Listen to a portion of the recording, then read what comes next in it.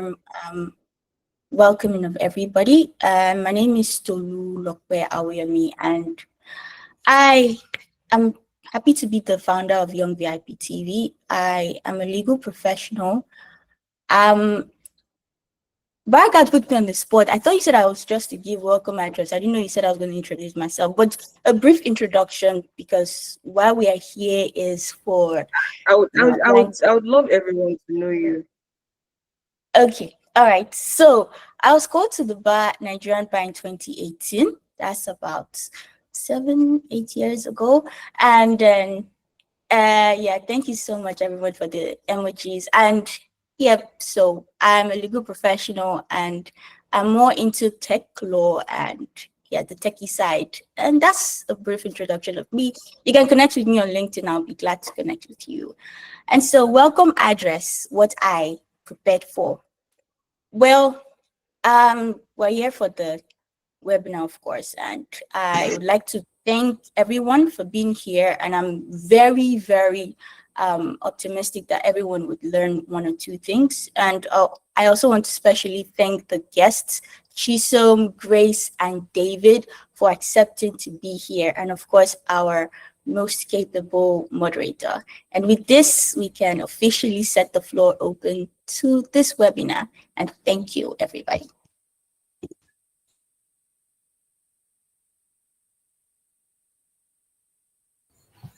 Thank you very much, Ma. It's really nice to have you. I just knew that everyone needs to know you. So it's not as if I was putting you on the spot, but I just feel it's important for everyone to know who the founder is and the amazing person who has put this together for every one of us. Thank you so much, Ma. Thank you so much. Thank you, Ma. Okay, so we'll go right into it. And our speakers are with us. We have three reputable speakers. And the first time I saw their profile, I was amazed. You know, the flyer had their law firms, but we didn't really know their background. And when Miss Awoyomi sent it to me, I was very surprised. It was very impressive. It was something that I read, and I charged myself that, okay, this is something to, you know, to model my life towards, and even better. So I'm going to get right into the profile of our speakers. I'm sure you've seen them, you've connected with them on LinkedIn. So I'm going to be starting with Chisom Ogunando.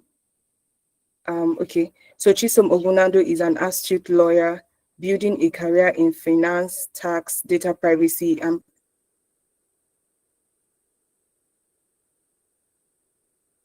protection. She's a doctoral graduate of University of Nigeria and Nigerian Law School, Enugu. She has interned in several and Olaniwa Ajayi LP. She's currently a trainee associate at Templars. Ms. Chisom, is amazing to have you with us. Can you hear me, please? Yes, we can. I can hear you. Thank yes, you. We can. Thank you. Thank you very much, Ms. Chisom. Okay, so I'll get right to the next speaker. We have David Ode. David Ode is a Nigerian lawyer whose career reflects both academic excellence and practical experience across some of the Nigerian leading law firms. He is currently an associate at Templars, where he advises on corporate, commercial, and regulatory matters.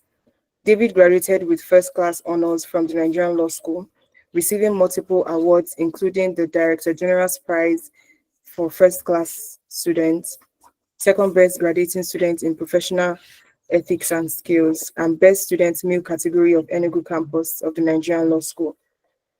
He obtained his LLB as the best graduating student of his law class at Benue State University, where he also represented the university at the Nelson Mandela World Human Rights Moot Court competition. His professional journey includes internships with Banwo and Ighodalo, Alukwan Oyebode, and Olajide Oyewole LLP, that's DLA Piper Africa, where he built experience in corporate and commercial law. dispute resolution, and regulatory advisory. He is also the first recipient of the Templars Legal Education Endowment Fund and winner of the 2023 World IP Day Essay Competition. He's passionate about the intersection of law, business, and social impact. David is known for his analytical depth, collaborative spirit, and commitment to driving meaningful change. Hi, Mr. David Ode. It's amazing to have you with us. Thanks, Barakat. Good evening, everyone. I'm happy to be here. Thank you. Good evening. Okay, so to our next speaker, we have Grace Ophili. Grace Ophili is a dynamic legal practitioner with a proven record of academic and professional excellence. She graduated first-class honors in law from the American University of Nigeria, where she was recognized as the overall best graduating student and valedictorian of the class of 2023. She subsequently attended the Nigerian Law School Lagos campus, where she earned a BL and was called to the Nigerian Bar in 2025. Currently serving as a graduate trainee at Olaniwa Ajayi LP. Grace is actively engaged in high-stakes litigation, sharpening her expertise in legal research, drafting, and advocacy. Her professional journey began with internships at the National Orthopedic Hospital, Igobi, where she supported case management and legal compliance, and in the private sector, where she gained practical experience in content creation for the fashion, beauty, and entertainment industries. Grace's academic journey is decorated with awards, such as the Provost and Vice President Academic Affairs Award for Academic Excellence and the Leadway Assurance Award for Academic Excellence. She also holds certifications, including Mastering Communication Skills in Legal Practice. Beyond her professional commitment, she is a writer and legal researcher passionate about bridging law, communication, and impact-driven service. Hi, Grace. It's nice to have you with us. Good evening, everyone. Great to be here too. Yeah, thank you very much. So, thank you so much for the emojis. Okay, so we have amazing people in our midst. We have legal practitioners who are experienced and who have passed through the phase that we're currently passing through, even as a student in the Nigerian Law School or as a student in our various universities. So that shows that they have the experience that that is required to equip us with the topic that we have at hand today, which is majorly on how to improve our resume and cover letters for applications. And so we'll get right to it. But before we commence, I would like to ask any of our speakers if you would like to further introduce yourself before we get into the panel session.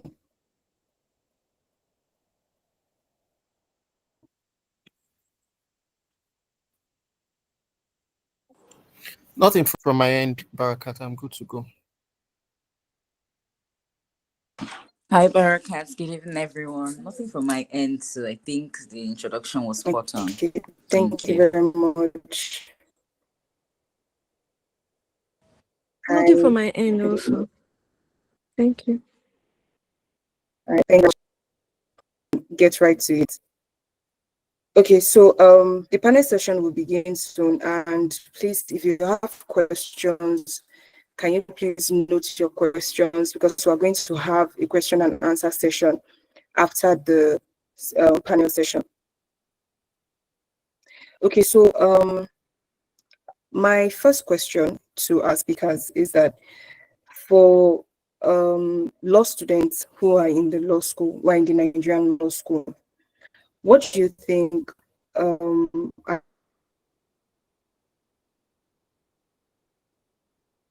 the common mistakes that people make when drafting their curriculum vitae and when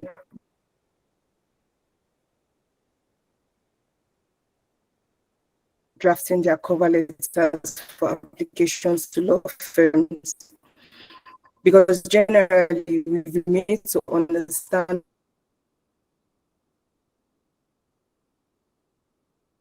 that our curriculum is how we put ourselves out there. It is how we introduce ourselves to our employers or prospective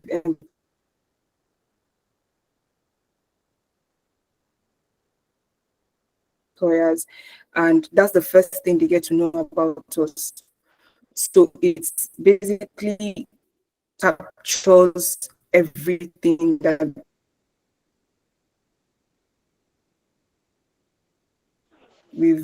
the experiences we've had,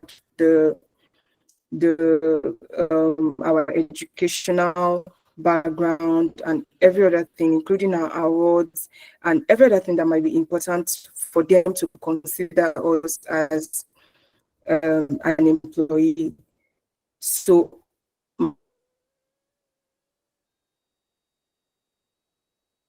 my question basically is that what are the common mistakes that students make, that applicants make, that might just prevent an employer from, reaching out to them or calling them for interviews or for any other business as well?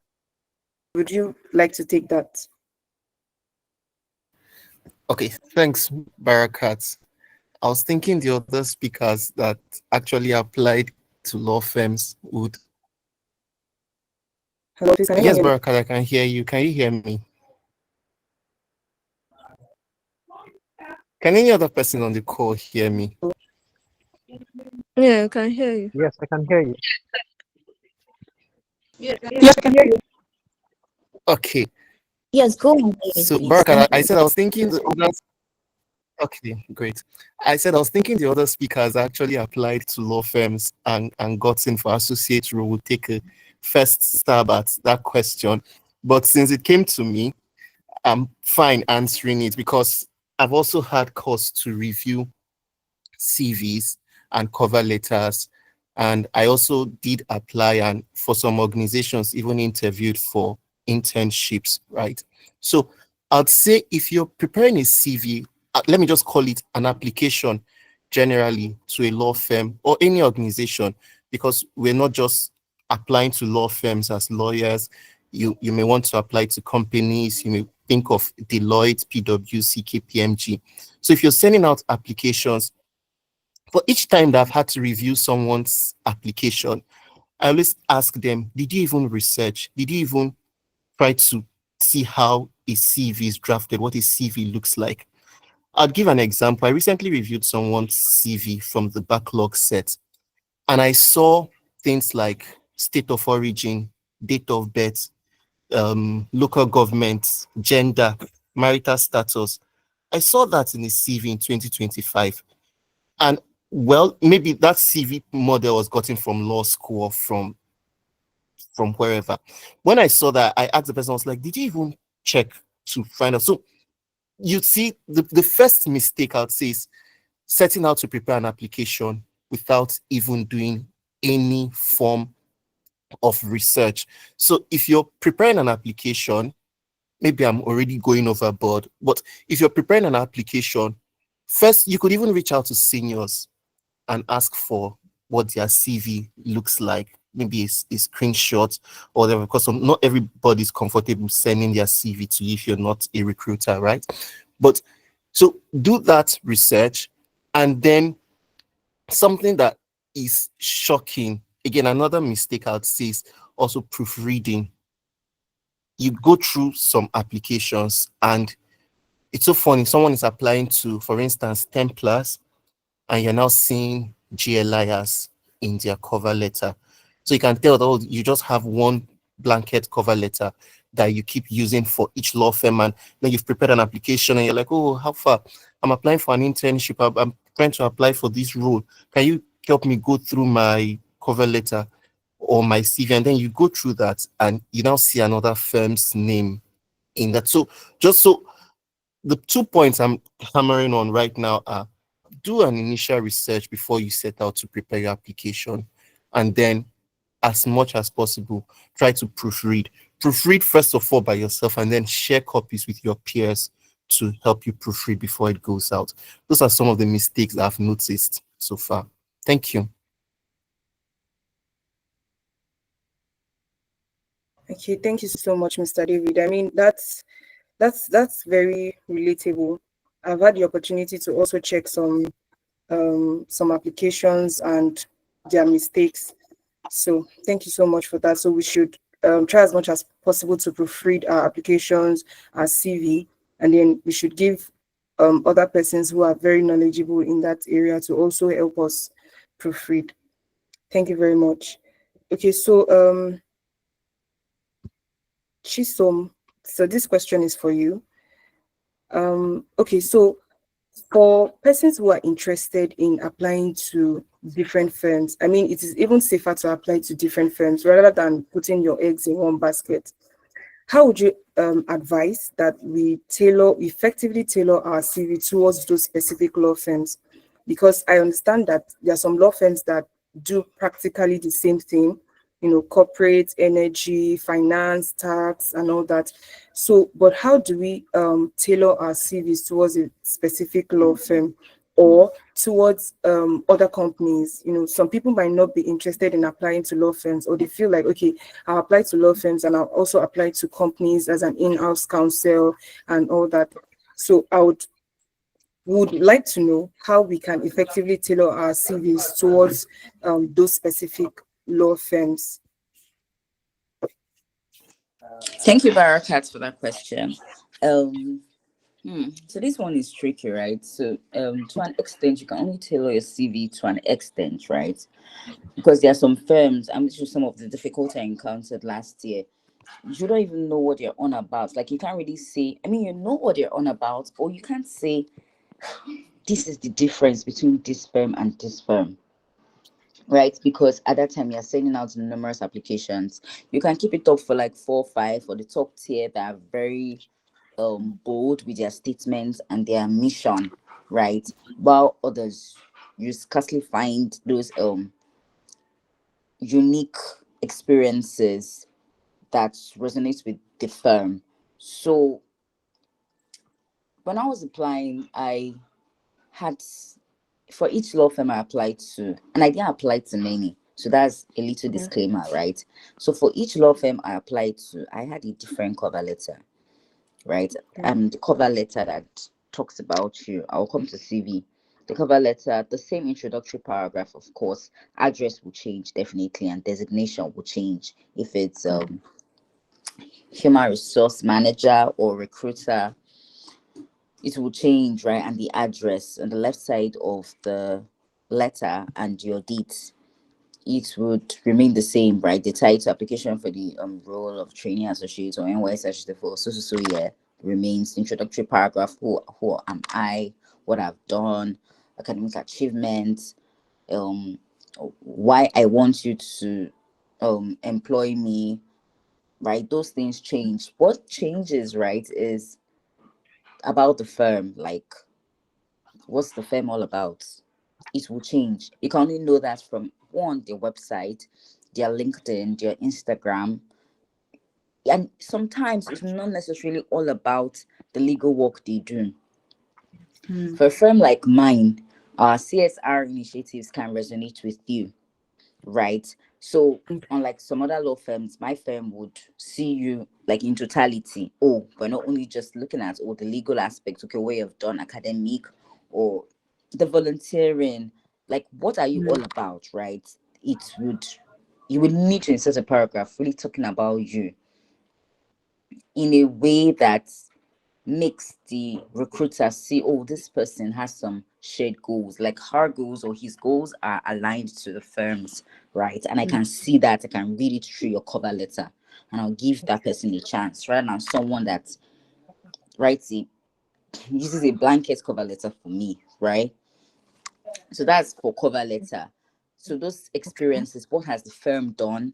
Why am I applying to that firm? And why should that firm pick me?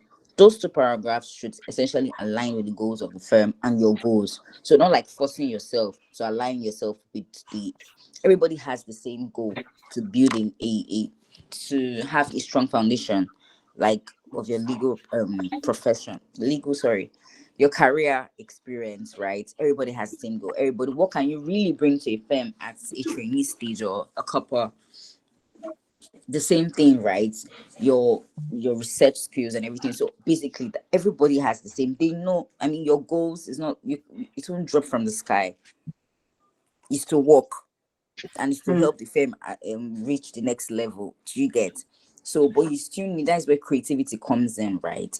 During my Okay. time, I did not apply. People were applying so early. I did not apply because I felt like I needed to apply. No, I'd rather send out a top-notch application than to send out anything. There was a particular firm, a top tier firm, which I really liked then.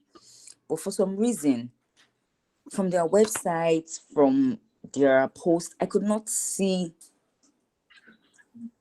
In fact, that firm, that top tier firm, was the firm I used a blanket cover letter for. I used what I've used for another firm and put there because I could not pick out those experiences that resonate with me about the firm. I knew I liked the firm so much, maybe because of friends that work in there or some other reason, but I couldn't see how to align it with mine, like, and to put it in the cover letter to convince a recruiter to pick me out of 2,000 or more applicants. Applicant.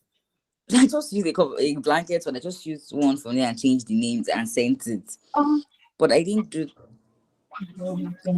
that for many other applications I sent out. And I sent out like a total of 7 thereabouts. Whether the firm is top tier or you do not consider the firm as top tier, every firm deserves a tailored cover letter that will really Mm. sell you and sell you to them, not sending a letter to someone like Straight and Blank, selling yourself to GLIs. No, there's going to be a discord, right? Mm. And for the CV, I don't know about tailoring your CV, right? So it's for certain.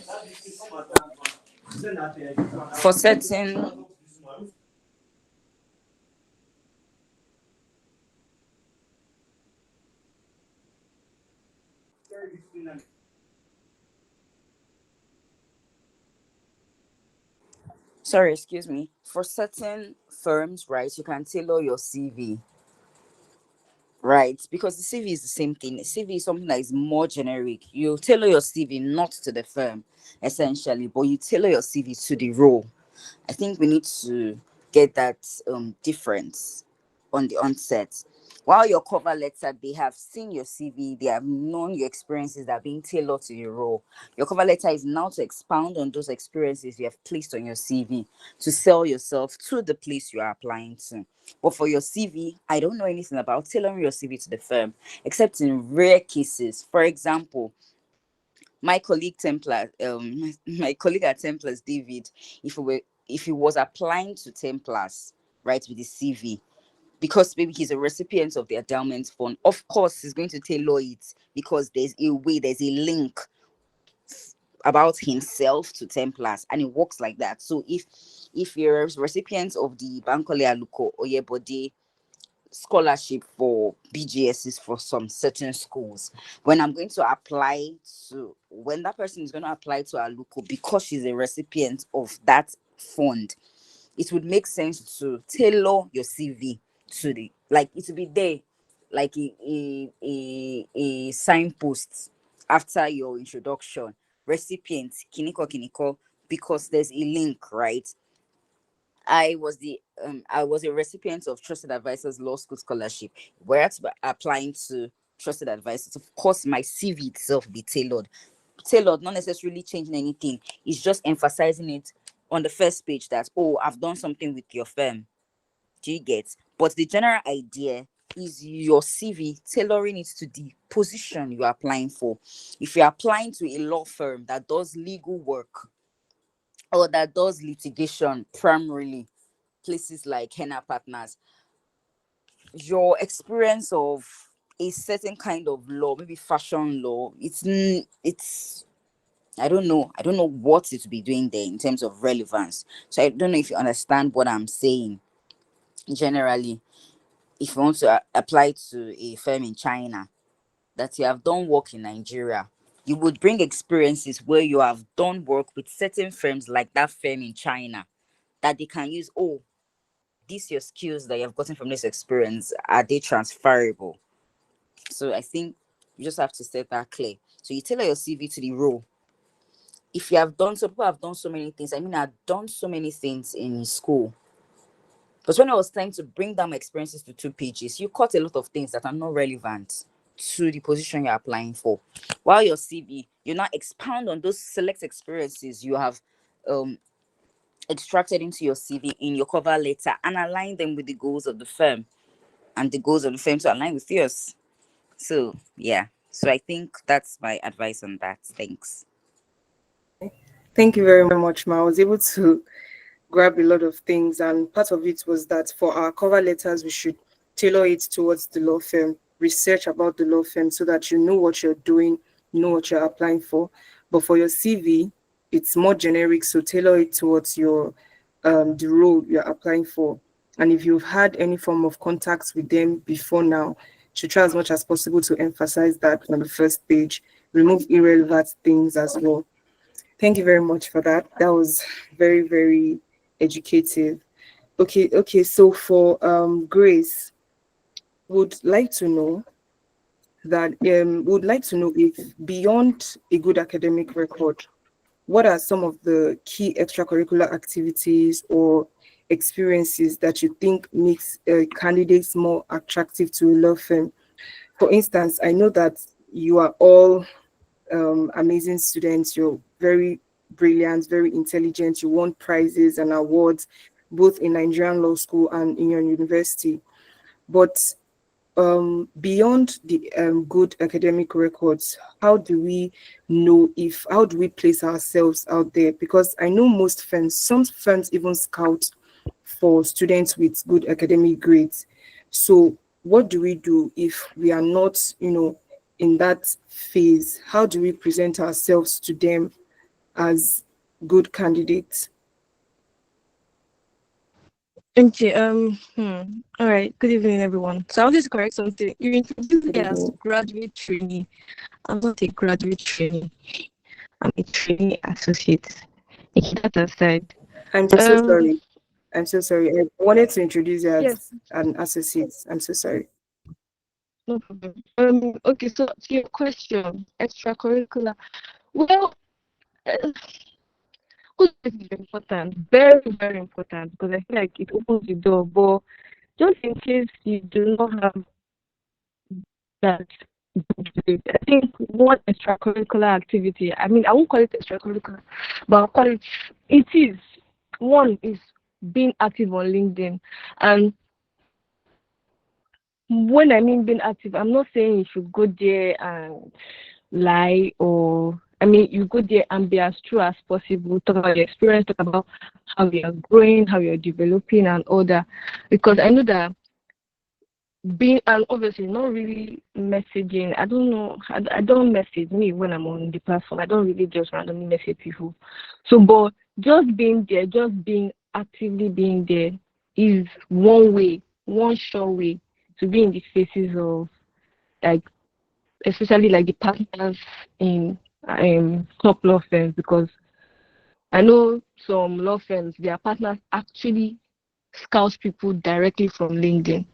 They actually go there and look for people that, apart from their good grades, yeah, they are actually maybe contributing to the legal profession. Maybe they're saying something, they're explaining something, maybe law, or apart from just law, maybe they're just talking about general stuff and linking it maybe to the law stuff. That is one way, one sure way. I know. I mean, I have colleagues who told me that they reached out to on LinkedIn, not that they actually applied. Okay, applied directly, they got rejected, but they also, but a partner just reached out to them directly on LinkedIn. So I know that that is one way to be in the face of these people that you want to maybe work with directly, because it's a form of it's a different kind of CV. It's a more pictorial form of CV. So that's why it's not, I can't say shop, because it's not everybody that gets work from there, but it's a good way. So any other extracurricular, I guess, yes, if you have the time and you have the funds, you can go for what they call it, events held by NBA or law events. It doesn't have to be MBA, maybe arbitration event. If it's free, not free, at least you can go there and be active, participate. Maybe you can even volunteer to be a rapporteur. I know someone that did that. That way you're in the face of, even if you're not in the face of like the partners or the owners of the firm, at least you'll be in the face of people that know the partner, or people that will just refer you to, oh, maybe one day as you guys are like quite close, or you're doing, because you have been in their face, you've been to another event. Obviously you're going there, you're not just going there to waste your time, you're going there for a purpose, you're going there to gain something. But obviously you won't show it initially because you don't want to go out looking desperate, and that's not the image you want to portray. So, but once you go there and you show you're hardworking, you're diligent, you're rapporteuring work, you're doing this very well, you're reporting as required, you would definitely get some. If he's not the partner, you get, it's either you get the attention of the partner or someone that knows the partner, or just someone that might recommend you later on, or someone that just put your name in the door. So that's another. I think those are the two sure ways. And I mean, in the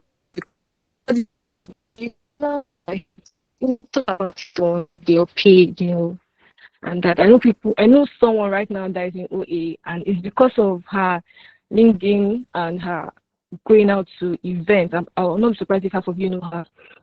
And her events at maybe MBA conferences or ICC arbitration conferences.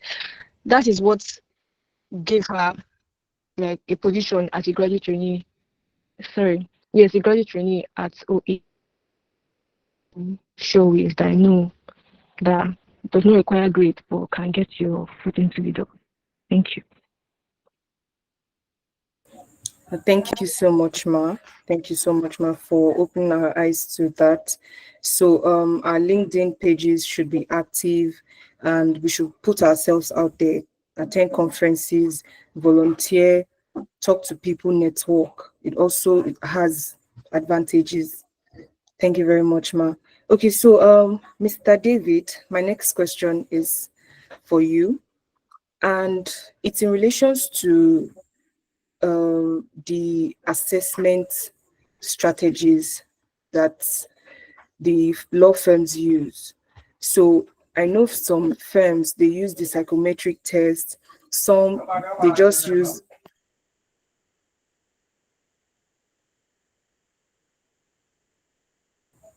I'm sorry about that. Okay, so some use psychometric tests, some just I think you write just normal exams like law exams, and then you go to the interview stage.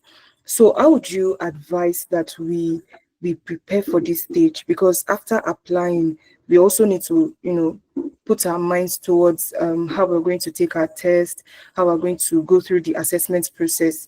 So how would you advise that we prepare for the test? And also, if you would enlighten us on some of the strategies that the firms use, maybe like 10 plus, the strategy that was used during your assessment period. Okay, hi Barakat. Thanks for that question. Again, that's a tough one. And I think I'll defer this question to my colleague Chisom Bunandu, who indeed took the 10 plus test. So for the benefit of those that do not know, I got my employment with 10 plus before I went to law school. So I didn't apply, I didn't write any tests. I got into a tier one firm really through experience 10 plus. So Wow. when I was in law school, I didn't put out applications or take any of the tests or interviews as you'd have it. So someone with experience in that regard, Chisom, I know she got several offers. Chisom, I'm sorry to out you here. But with being, she also passed so many of those tests and interviews. So over to you, Chisom. Thank you. Thank you. Thank you so much, Mr. David. I'm inspired by you. Okay, David, you owe me one. No, I'm just saying, launch on you tomorrow. Okay, very quickly, like you mentioned, Barakat, you have psychometric tests. Um, that particularly was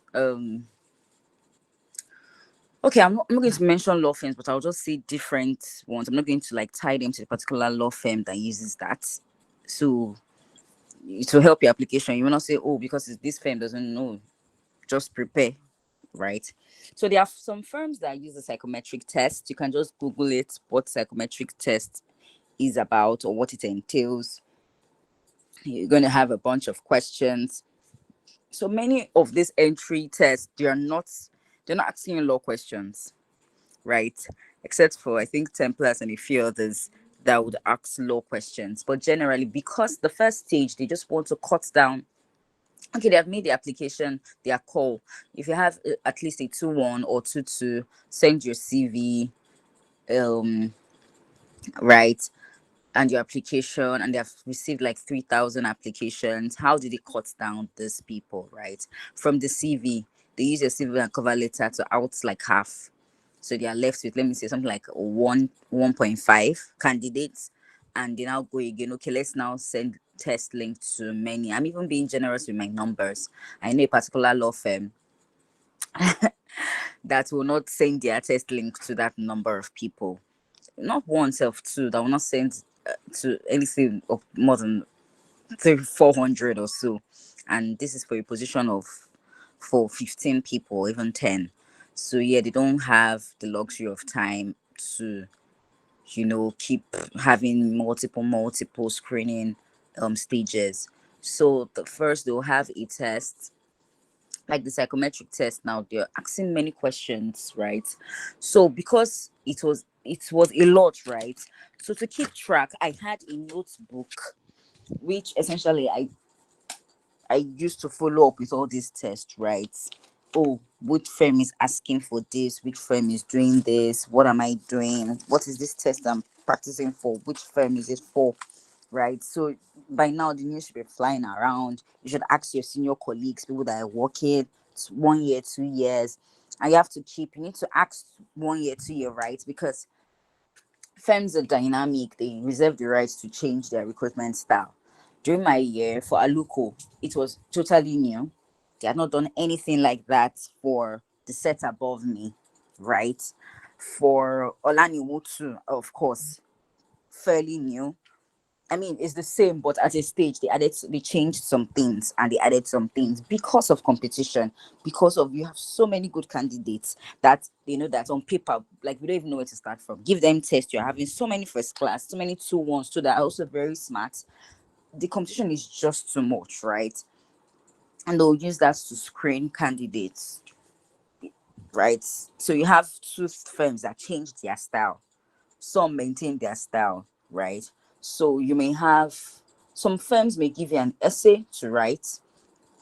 They'll give you an essay, they'll give you a number of topics, tell you to write an essay. I mean, of course, you won't know, right? But if your ears are to the ground, you would have gotten a hang of the topic or the kind of topics you are asking people to write if you have kind friends that will share it with you.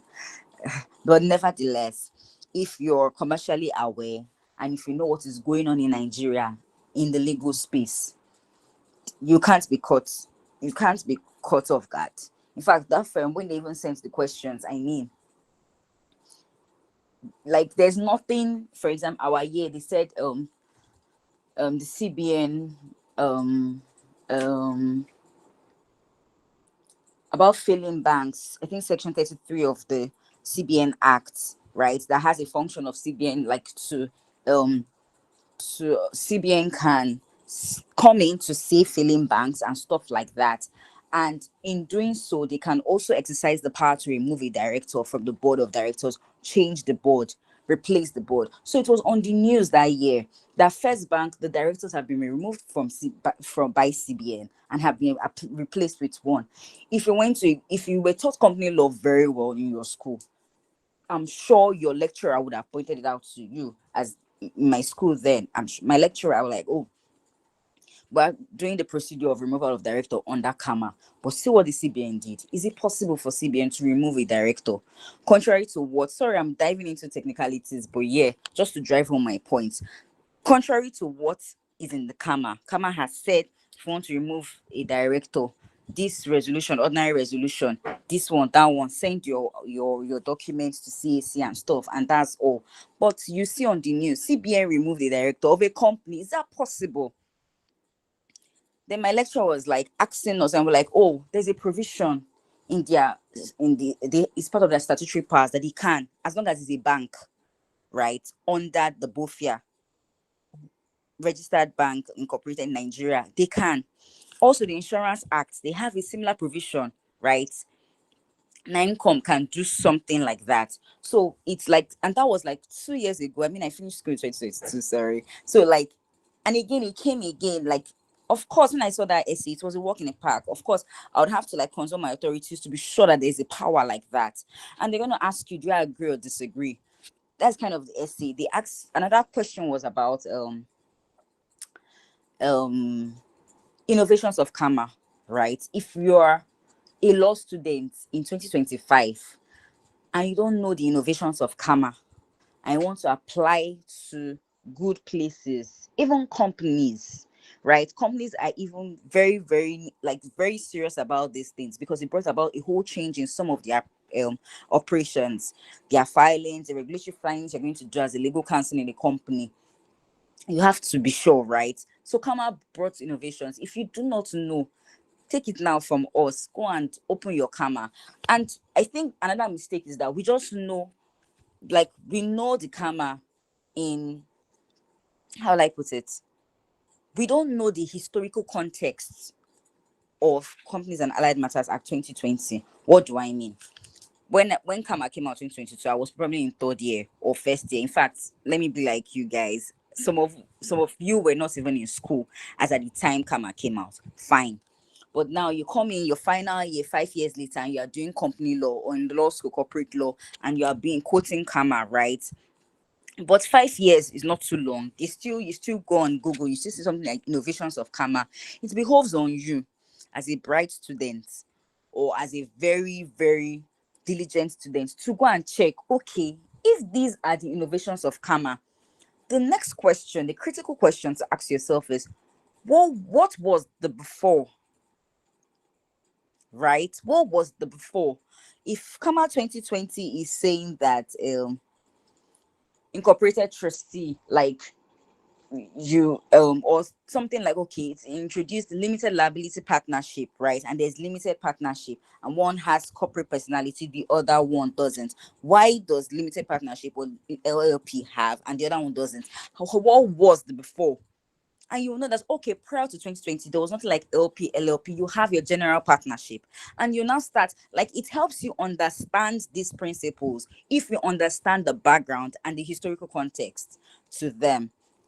I don't know if my point is clear, but that is it, because it will help you when you now, maybe if you're faced with a presentation, maybe somewhere like Olanu, and your topic had to do with company law, and you just know that the partners reserve the right to ask you a question outside your presentation or outside whatever you have done. If it's an interview, outside your CV, outside your presentation, outside whatever, because you're before them. And every question they'll ask you will go into your grading and your ranking, and eventually if you're going to get the job or not. So you want to, if you're going to come and you tell them you know the law. They know you know the law, right? Then they know the law too, because it's something they do on a daily basis. But you, on the other hand, they have crammed the law to come and tell them that you know the law. Fine. Even if you are not so versed in the law, do you understand the background to that law? Innovations of karma, innovations that business is BFA, business is now. Do you know the context? Now, this year, you don't expect to go for any recruitment exam or test without being asked about the Nigerian Tax Act. I didn't do tax in school, but a major part of this year I've been using to read and understand the Nigerian Tax Act, because you can't say you're a lawyer in a top tier law firm and you don't know anything about it. More so for you that you want to work in a top tier, you can't say you don't know anything about NTA. And you can't come, they not ask you in your in fact, let me shock you. Before the NTA was passed, when it was just the buzz of the reform bills, I was asked at my 10 plus interview about it. Simple question. The tax reform bill, is it just one bill or is it how many bills? I say it's 4 bills. it is this, it is this, it is this. I didn't remember the last one, but he said it was fine. At least he understood that, okay, this person is following sorry, NTA for short, Nigerian Tax Act, right? So I mean, this person knows what is going on.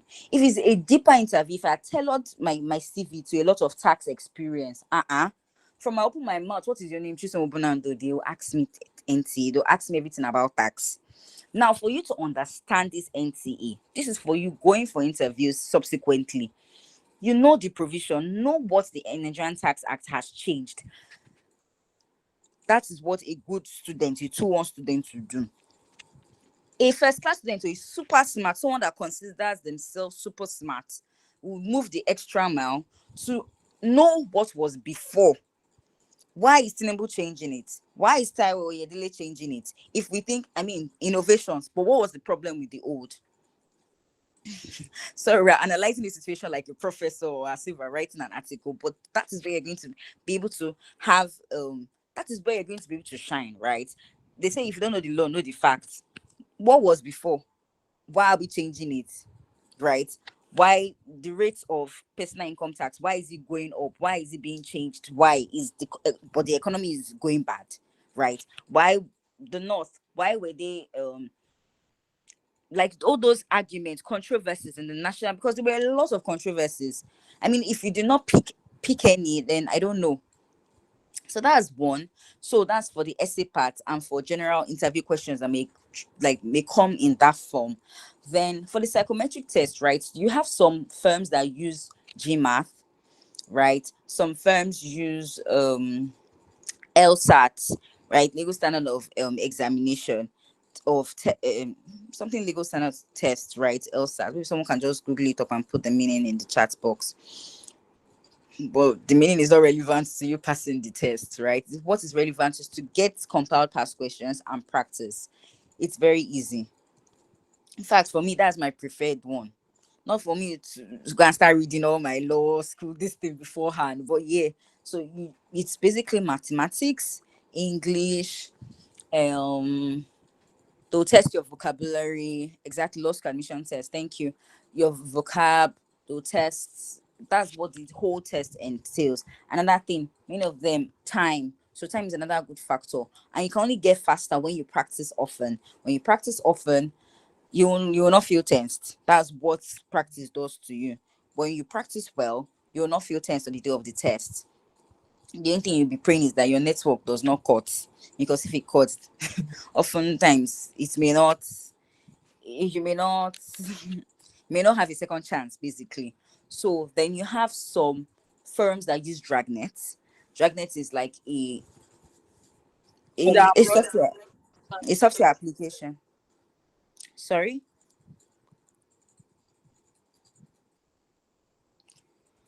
Okay, maybe that was a sleep. Okay. Some firms use the Dragnet platform. Dragnet will require that you video every way to be sure that you're not cheating. But I think you're allowed to have a piece of paper, white, clear paper that the laptop can see that it's really, really empty on your desk, a very quiet environment. It picks sound, so it invigilates you real time as you are doing your test, and you don't want to talk, you don't want people entering your room, leaving your room, or wherever. This may be a challenge to people in law school and are like living in general hostel, right? My time, I was also living in a general hostel, but I did not write any test there. Actually, my roommates did not know I was even writing tests. I would always go to somewhere quiet. Library. When I mean quiet, I don't mean library, because library you still have distraction and you can't talk. You can't. If it's an interview, you can't really express yourself in the library. And again, what is wrong with doing your test in the library? Number one, there are books all over the library, so your laptop is picking all the books. Of course, AI will think you're, AI, artificial intelligence will think you're cheating. So you can't use the library. It's to ask maybe go outside campus, go to places, find a quiet place, right? Free from distraction, and do your test. Dragnet involves abstract reasoning. Abstract reasoning is pretty easy. You just need to um practice. They'll have a combination of shapes and you have to rearrange it or pick the odd one out. So you have to start developing yourself to pick tiny details, right? Or you are seeing 4 pictures of, if you remember those games we used to play, they'll have a room where maybe a murder just happened, and they'll have another room, the same picture, and they'll say spot the difference. That is something like that's the closest thing I can like liken the abstract reasoning test to.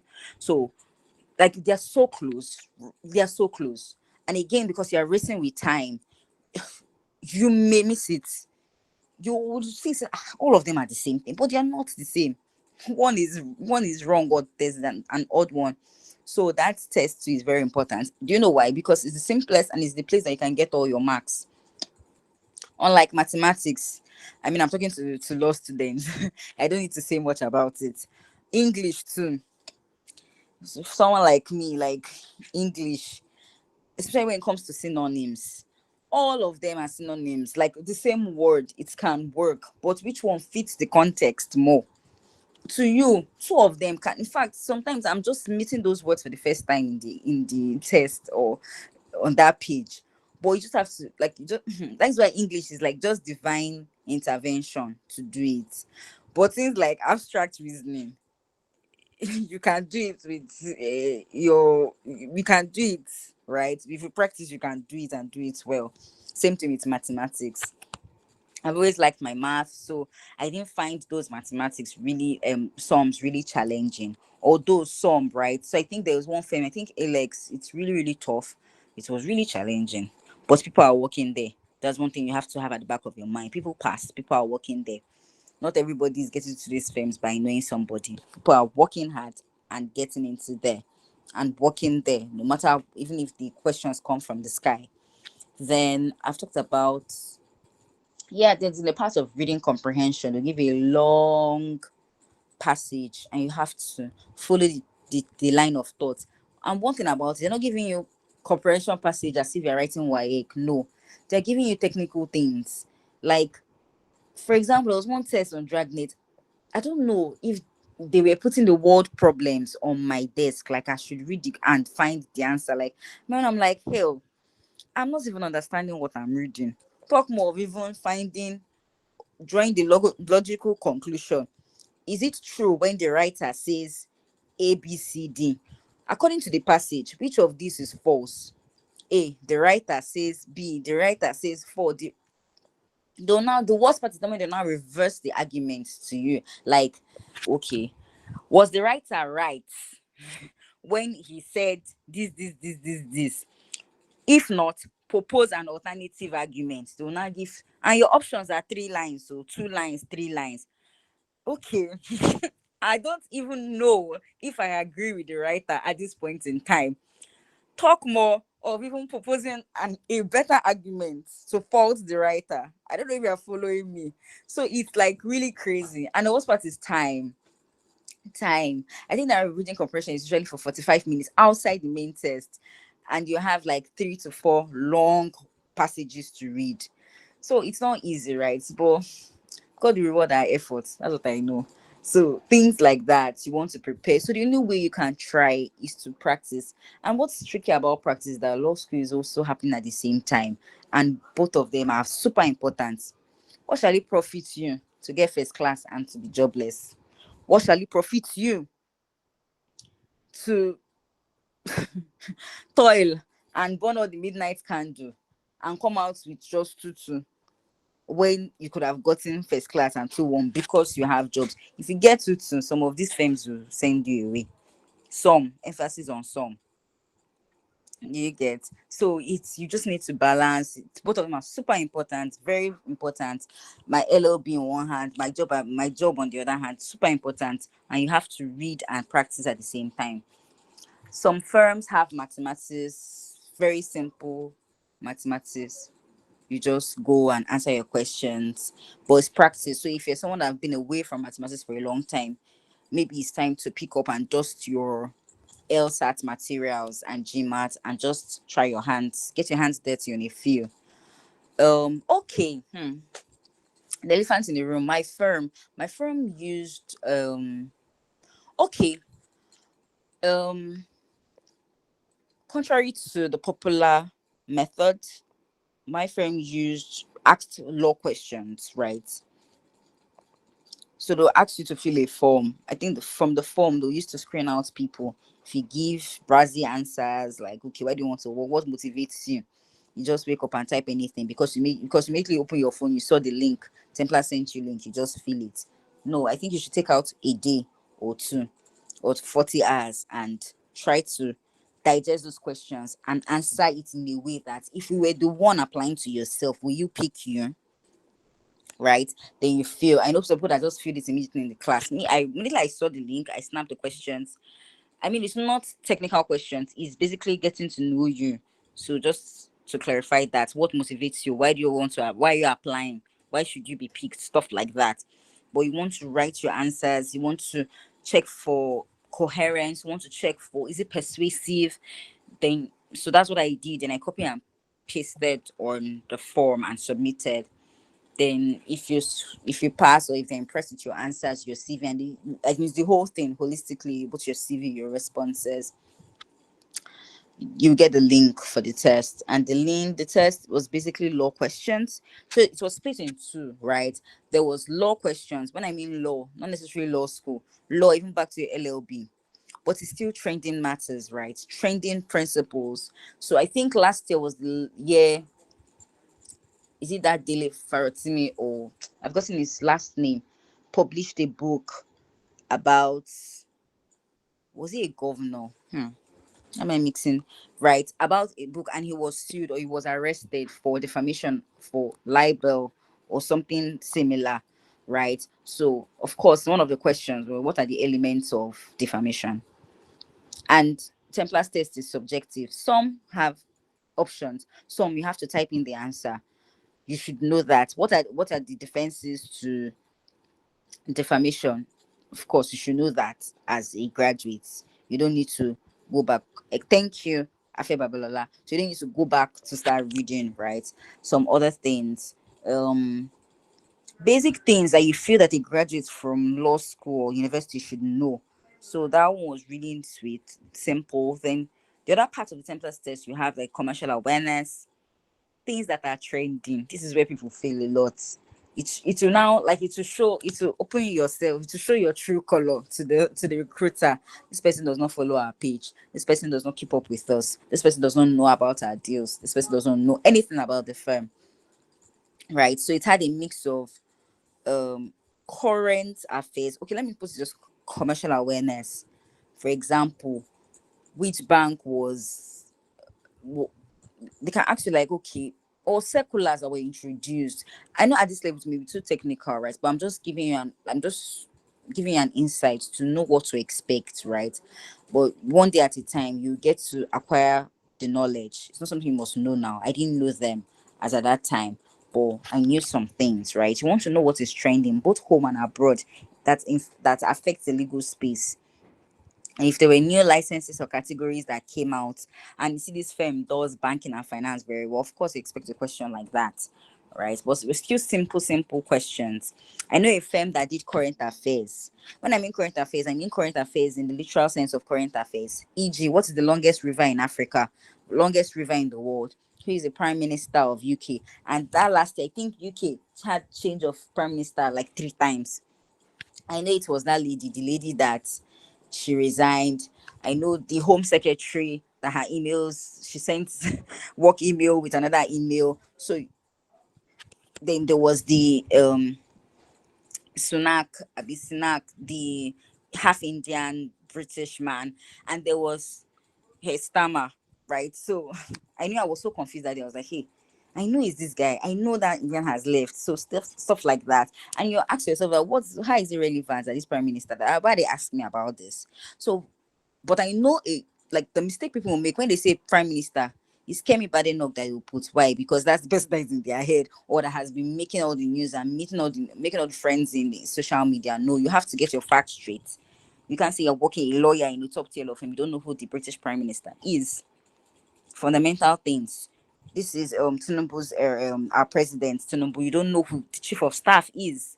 So those are basic things, not so technical, but basic things you ought to know.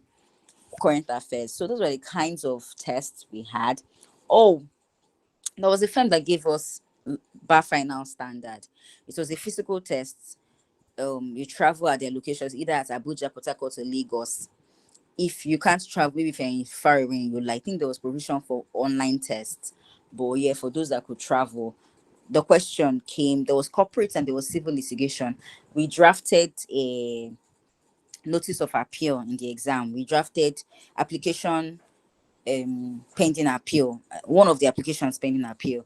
We drafted that. We drafted motion affidavit for a motion for an interim injunction. We drafted that in the test for recruitment. We did. I was doing my test virtually. I drafted my motion from my laptop. So right, so there are tests like that, like advise the parties. There were some that were handwritten physically too, under invigilation.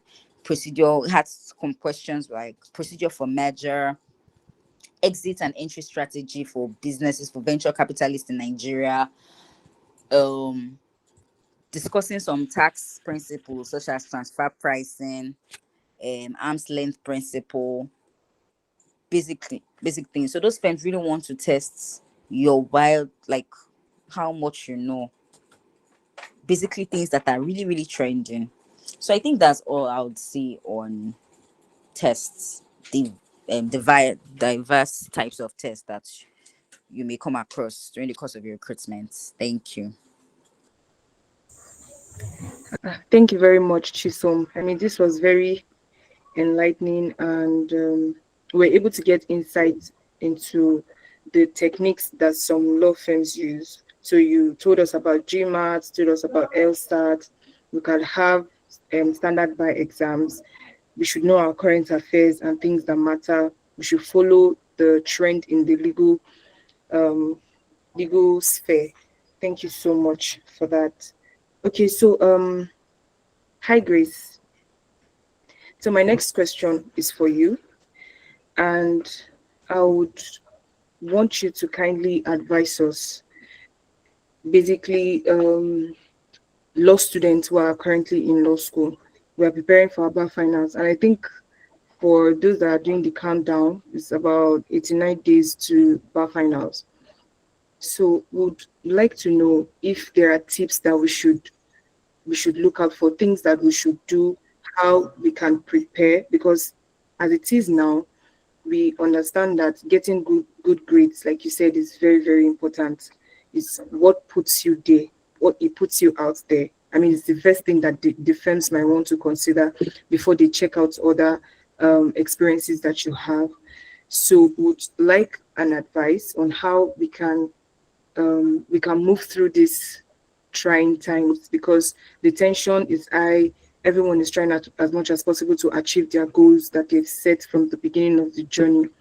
So would like you to advise us on how we can just we can finish strong. Okay. All right. Okay. Well, I would say the first thing I believe is to be calm. I think one thing that I mean, as you already from your countdown, the days are very, very close. So obviously, there's the pressure that might start building up and start coming up. So I would advise that you should please be calm. I like be as calm as possible, because if you're not calm enough, you're not able to retain as much as you want to. And this period right now is not the time. I don't want to believe anybody is going to be. I want to believe that this is the time everybody is doing revision. Revising their whole notes, going through everything they've read before, maybe even if it just once. So just this is your time to just do revision, study group, past question. So I believe so. As a result, you have to be calm. So you have to eat well, please. If you've been missing eating once a day, I know that that's what I was doing at the early times of law school. Please, during this time, try to eat well, try to get enough sleep, because because if you fall sick, it might affect you. It might maybe cut down on the good time you're supposed to be revising, and sometimes, unfortunately, your body might actually keep it up, and then when it's time for exam, it breaks down. So I would advise, so eat well, sleep well, and yeah, I would advise. Another advice I would give is I don't know how some people read, but I would advise that during this time, because of it, I don't know, in Lagos campus, right? Because that's where I went to. People read in, there was like public place in the hostel where people read. Me, I avoided those places because I don't know if you are anything like me, because of there's a lot of people, then as a result there's this pressure to, maybe you are a night reader and there's this pressure to stay even in the morning, read night, read day, and like this is not the time to change your strategy. That's what I'm trying to say. This is the time to stick to what you've the strategy that you started and you know that is working for you. Don't allow external pressure, basically. So if you are someone that external pressure comes in very easily, please read on your own. Maybe once in a, maybe just few times you just do like group reading with maybe your people that you're already doing group discussion, or your study partner or something. But avoid, if you're someone that gets that pressure, please, if you can, just read on your own. Just stay one place and read. Just take in the quietness and just read. And then obviously, yes, I don't know if you are someone that, if you're a Christian or a Muslim, hold your faith, hold your God very tight during this period. This is also the time when you start, you read and you also pray too. Ask God for help, for there's a lot of things to pray for, because the funny thing is, during the exam time, during the exam period, some you hear stories. Obviously last year there were no, I mean my campus, there was no more story. We thank God for that. So that's basically holding God tight. Just pray, no sickness, no sudden something that happened before the exam. So faith too is very important. But I will just say that this is the time to just revise.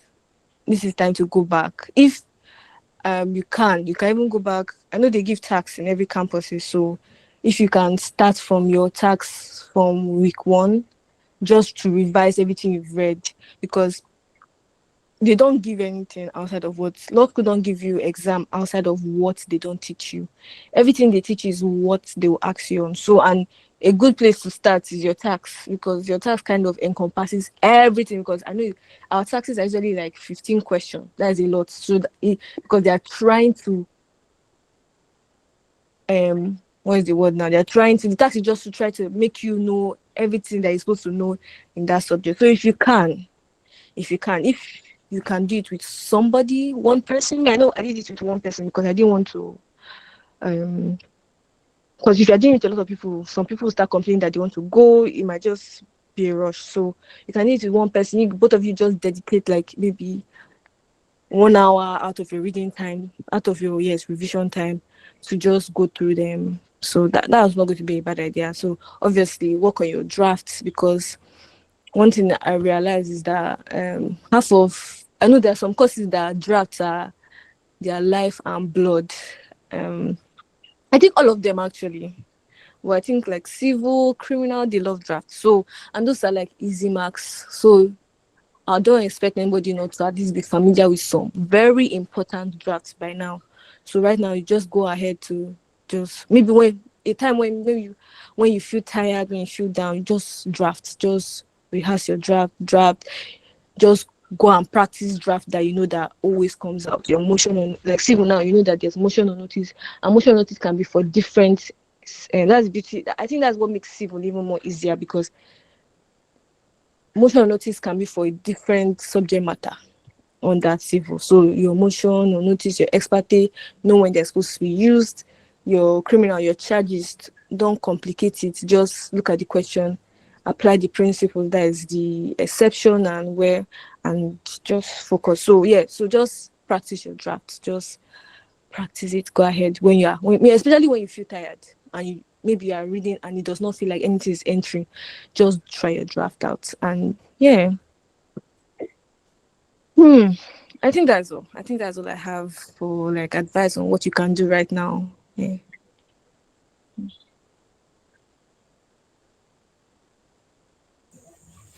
Thank you very much, Grace. I mean, that is very reassuring. That's very reassuring.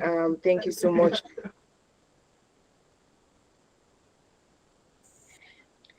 Thank you so much. So I was able to pick that we should rest very well, eat well, pray to God, learn your drafts, and practice very well. Don't allow pressure to affect the way you answer questions and the way you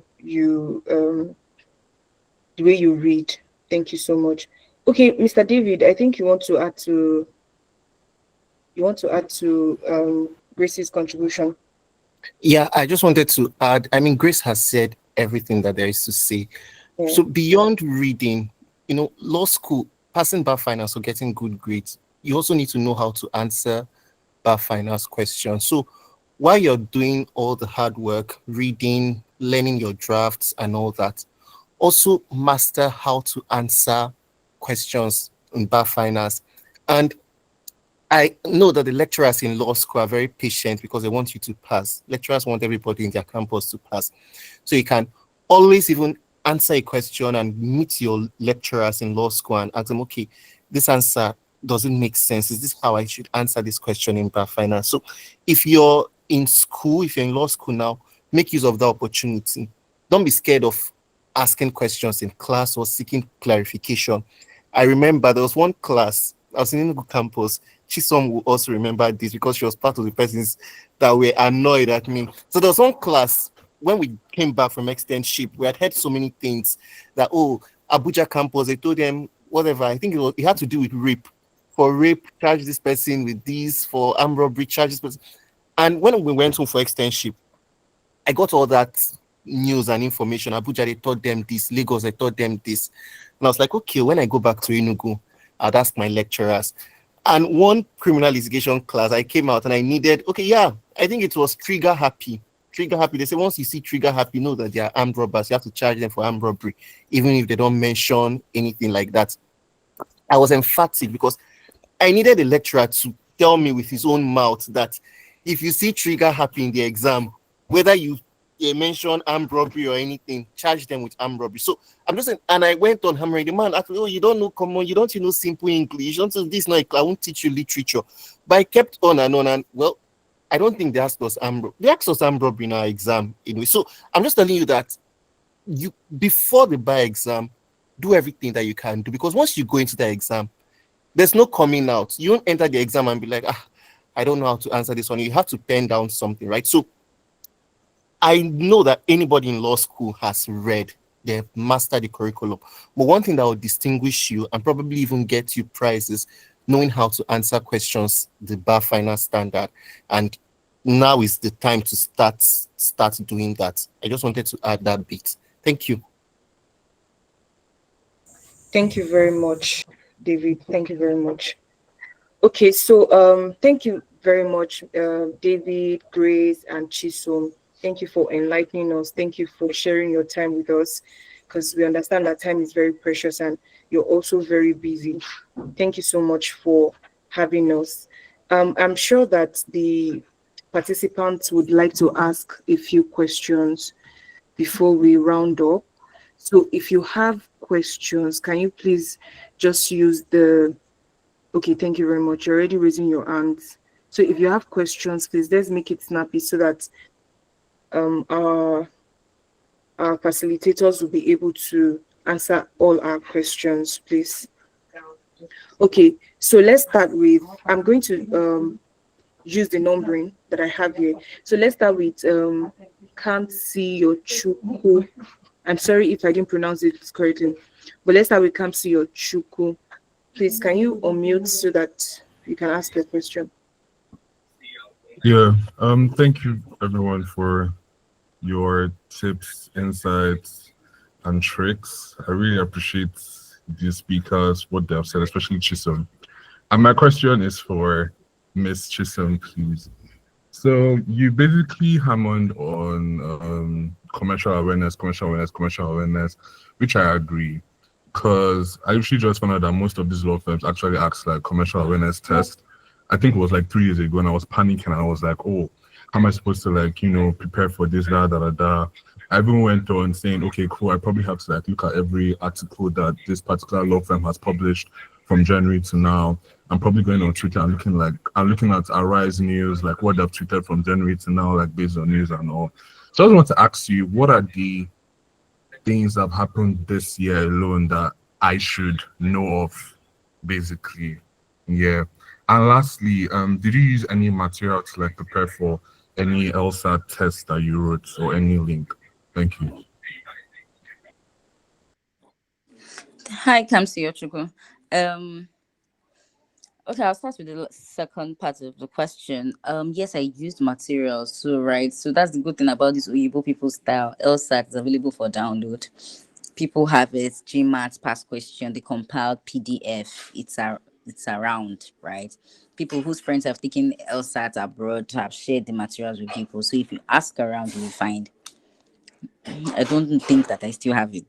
Disclaimer, right? So, or you can go to the website and you can download it. You can find the way to download. You can use your YouTube. YouTube have people that do tutorials. So, okay, that's a good point for you to start with your search. If you go to YouTube, type LSAT, you see a couple of videos, right? I'm saying this because I'm doing this real time on my laptop, so I'm typing law school SATs, right? LSAT, and you see a couple of people with training videos how to answer LSAT questions, right? So if you find their links, follow their background information, you will see where they are putting up or selling things, some for sale. I'm sure if you want free one, you would find too, right? You check their website too. The people in charge of LSAT, you would find sources. And then for I should on top of my head, a lot of things have happened, right? So the best bet, right, moving forward is to follow one regulators, right? Follow regulators. You say you like data protection. What is the NDPC doing? Did they release anything this year? Gate. There's a general um, application and implementation directive, the Gate 2025. Look at it. You may not understand it, but you'll be able to read summaries and that you have seen it, right? The tax, I can't overemphasize the NTA, right? I can't overemphasize that. What else? A couple of things, right? So last year we had the whole frenzy of, oh, the president declaring the state of emergency in Port Harcourt, in Rivers State rather. So as a lawyer, it's not only for law MBA that is going to dissect the matter if it's right or wrong. As a student, you open the law, go to the constitution. What does the constitution say about state of emergency? Who can declare it? Know the correct facts, so you'll be able to contribute to the conversation. So anyway, and the good thing about doing these things when you're not under any pressure is that once you have googled it and you have gotten information about it, it sticks to you. It's not like the law school that people are reading that after this year, like a handful of things you won't remember, but things like this you remember. So those are things from the top of my head.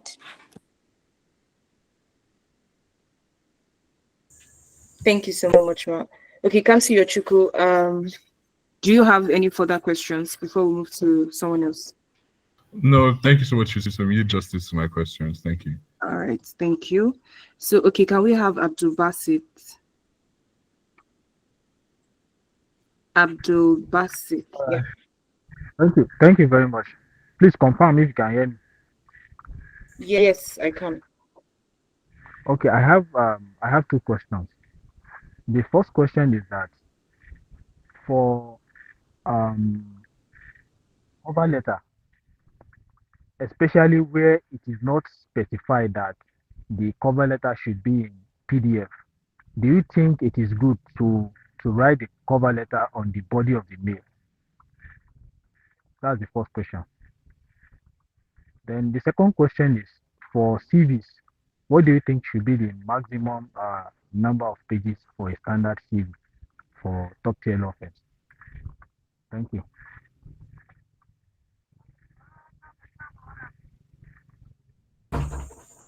Okay, thank you, Abdul Basit. David, please, would you like to take that?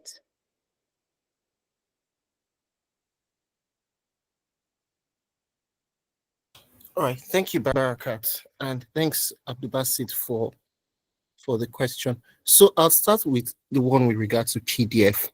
Personally, I prefer having your documents in, you know, in PDF generally. So I'm not even talking about whether your cover letter should be in the body of the email or should be a separate attachment, right? I'm just going to talk about Word document and PDF because there are sometimes when you edit your CV in a certain format and then you use probably MS Word 2009 or 2008 and the recruiter opens it with MS Word 2016 and the formatting would scatter. So I have experience with this because I was with an NGO as admin and I did a bit of HR and recruitment, and you just open someone's CV and it's disorganized. And clearly, you know that this person did not intend to send you a CV that is in this format. So it's always better with regard to formats for your CV or whatever. My preference is PDF.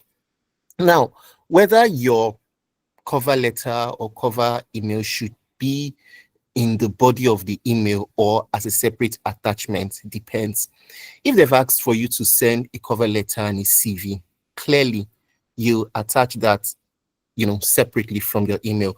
But it doesn't mean in the email you now write, "Dear Human Resources, please find attached my cover letter and CV for your kind consideration." No, you still put in something. But with all the applications I've done, and most of my friends that applied into tier one firms and indeed getting, they used cover emails. So you've prepared your cover letter and then you just copy that cover letter and paste it right there in the body of your email.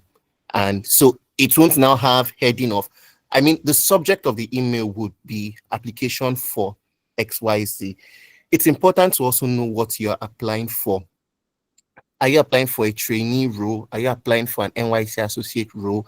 Are you applying for a graduate traineeship?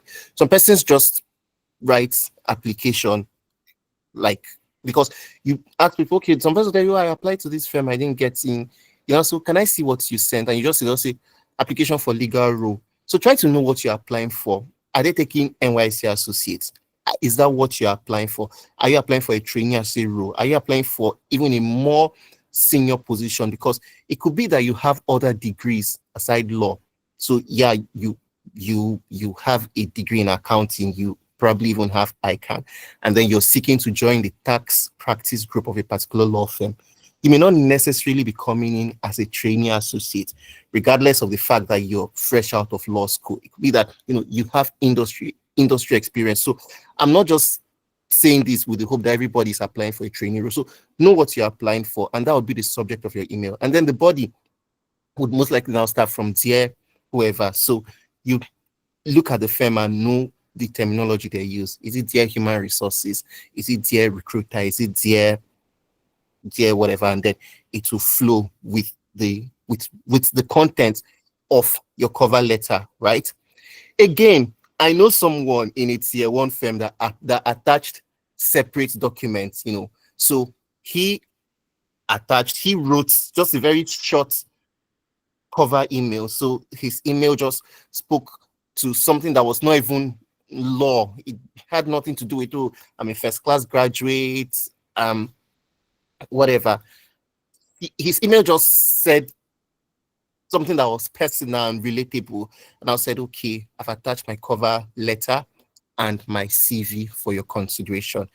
And he got in. So I wouldn't say there's a one size fits all to this, but most firms that I know of cover email and then one attachment, which is your CV. I don't know. It seems there was a second question. I can't remember. So Abdul Basit, please, if you could just remind me Yeah. what the other question was. My second question is the standard number of pages for a CV. If you apply for an entry level role, we use the word CV and resume, in a very relaxed format. But, a CV is really more professional, more elaborate, and your CV in the real or original sense of the word should be long because it has so much about you, while a resume is shorter, right? I dare say that what we use to apply is really a resume, but we just call it CV. I don't believe your CV should be more than 2 pages because HR, they receive a lot of applications, and then you go through. Some already even spoke to this, that okay, from you've had so many achievements and all that, you remove the ones that are not relevant. So you're applying to a firm like, let's say, applying to detailed solicitors, that is strictly speaking a commercial law firm. They carry out corporate practice. I don't know what your experience in litigation is doing there. So you now bring in your experience. So I've appeared in Supreme Court, I've appeared in this one, I've drafted brief at the Court of Appeal. Well, that may count to show that you're a good writer, but you may want to like trim it down and bring experiences that are relevant to the firm or the company that you're applying to. So the standard page that I know, page limit I know, is not more than 2 pages. I'm not sure I've seen people in tier 1 firms that applied with a CV of more than 2 pages, except in probably exceptional cases where those experiences that would span into 3 pages, 4 pages, you believe they are very cogent to your application. I don't know if that answers your question. That's it. Yes, thank you very much. Thank you. Okay, thank you so much, David. Okay, can we have Moyosore Oluwa Adelike? Okay, good evening. Okay, my question is I think I have 3 questions. First, I'm a bar aspirant. Should be going to law school next year. So I wanted to ask that currently, as I'm on basically like holiday and I'm free, what kind of drafts can I learn now in preparation for law school? Like, what basic drafts can I learn that I don't necessarily need to learn in wait to learn in a classroom? Then second, I came across this app called Law School Paddy. So I want to ask if it was useful to anyone here who has passed through Nigerian law school. Then lastly, is there a particular template for the CV? Because I saw a particular template online.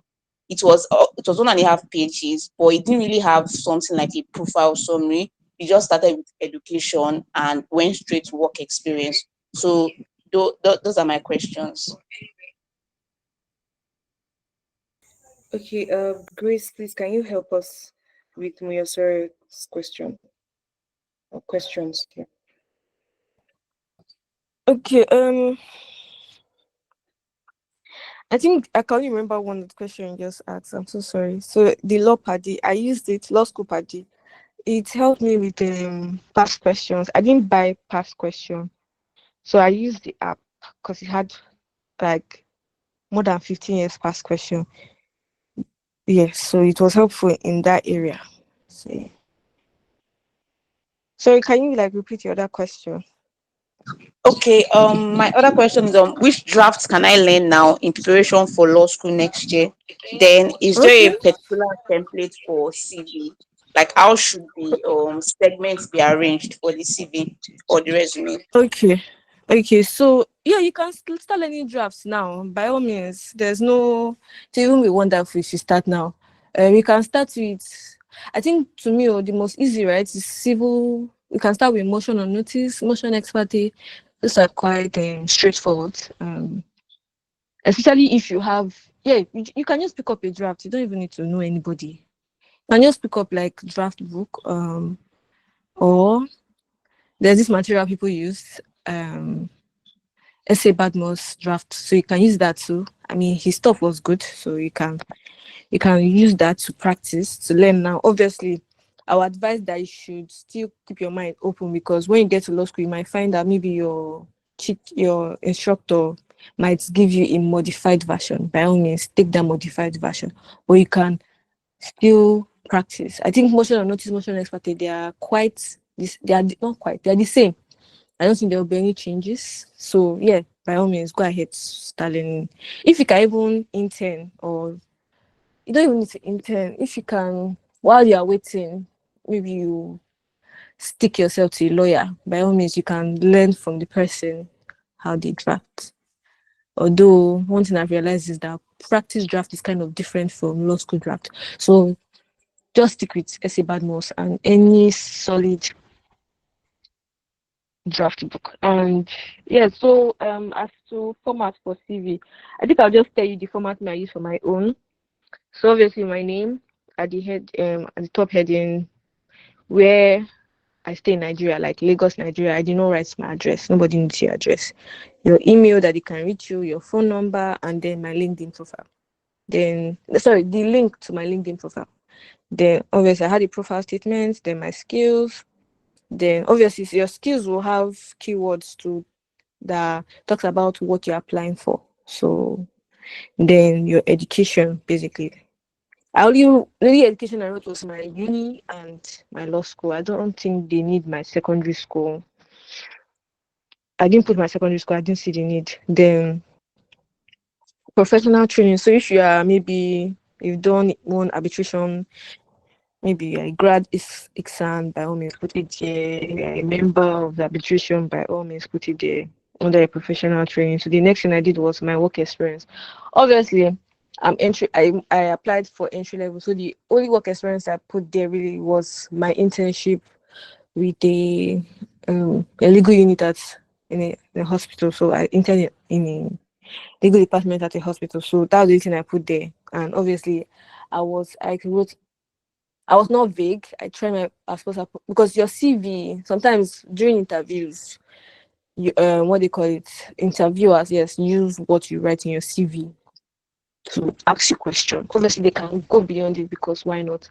But many a times they pull out questions from what you provided in your CV. So I obviously wrote what. So you, I would advise nobody to lie on their CV.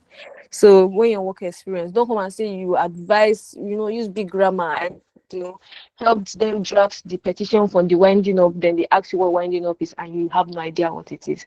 So be as truthful as possible and when you're talking about your work experience. And then the last part for my CV was notable awards and achievements. So just any awards I had gotten or something. That's what we'll put. So this is basically the CV I sent out. So you can always still ask for advice. You can see if you have like seniors, or you can message me on LinkedIn. I can show you. Obviously, I have to blow out my CV, but like I can show you like something, a mock-up.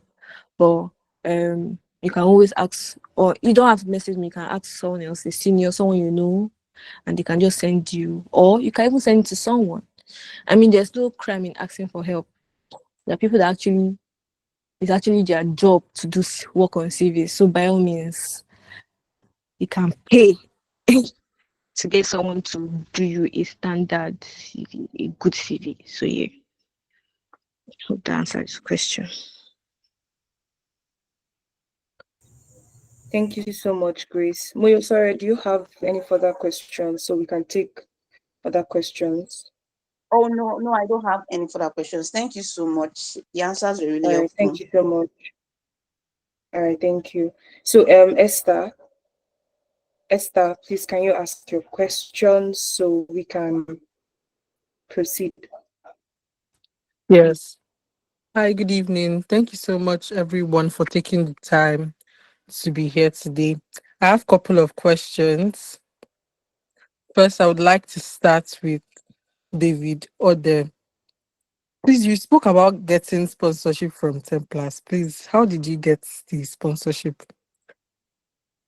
Or how can we go about getting sponsorship from like law firms? If you don't mind, please. Okay, David, I think she's Okay, Esther. directing the question to you. Yeah, I was Yeah. thinking she would ask all three questions and then I would answer. But Oh, since this one is okay. like any method you choose, that's fine. Okay, Would you should like to I ask the rest? state all my questions? Well, yeah, please. Okay. So a follow-up question to that was, is there any place we could find information on these scholarships? And my other question is on internships. I went through your profile on LinkedIn and found out that you did a lot of nice internships in top tier law firms. Please, what tips do you have in applying? Because it seems like I keep applying to like and I'm not getting any response. It's somewhat frustrating for me. And finally, you spoke on reviewing CVs. I wanted to ask, please, if you could kindly help review my CV, if you don't mind, and my cover letter. Okay, this one is for you. Then I also have questions for Chisom Obunado. So I think maybe after you, then I would Okay. ask Chisom. Yeah. Yeah, no problem. Thanks. And I'll start from the last question and take it up. Yeah, I'm happy to review your CV and cover letter. I think it's something I do for so many persons that I've even seen on this call. With regard to applying for Thank internships, you. yes. Yeah, you're welcome. So when I set out to intern with firms, I was fresh out of university. I didn't have the experience. I had this aspiration of working with a tier one law firm.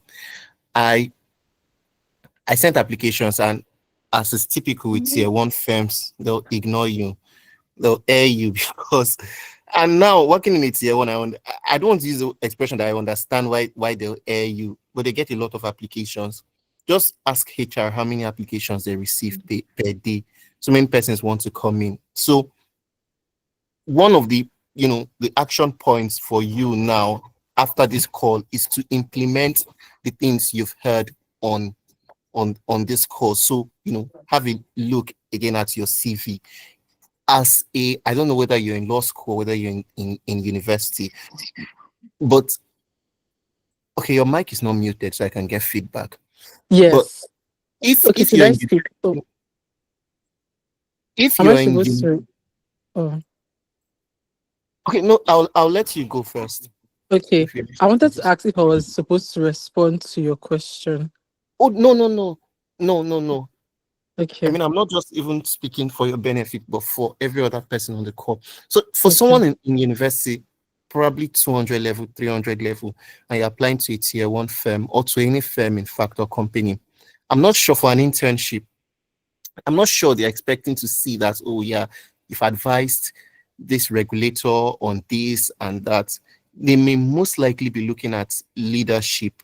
Okay, you were secretary of your law students association, you're a judge at your Lawson or LSS high court, things that show industry, things that show how you, and also you could pick out niche areas.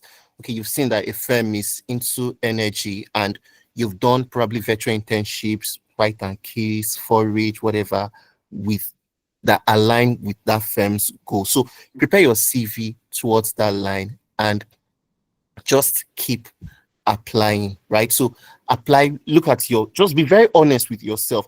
Always know that if you think you are the best person, probably from your university, just know that there's someone out there, and sometimes tier one firms even receive applications from interns that schooled abroad, University of Manchester, Birmingham, and whatever. So know that you just need to, for those of us that schooled in Nigeria or in not so popular universities, you have to put in extra effort and make sure your application is stellar, right? Then now I'll just pause on applying for internships because that can be tricky, really. Put in a good application, pray, make your LinkedIn useful. Sometimes firms reach out to people on LinkedIn, they just notice you and someone could chat you up and be like, okay, would you like to come intern at our firm? Then with regard to the scholarship I got and law school scholarships generally, when I was in university, I always had this quote and unquote dream of being sponsored for law school. So I was always on the lookout on LinkedIn. Femi Bedi, Reginald Aziza, I've forgotten some of them now, but I had this list of law school scholarships. There's so many of them on LinkedIn, so many of them. Some will whine you, they'll make you do a video, they'll make you post on LinkedIn.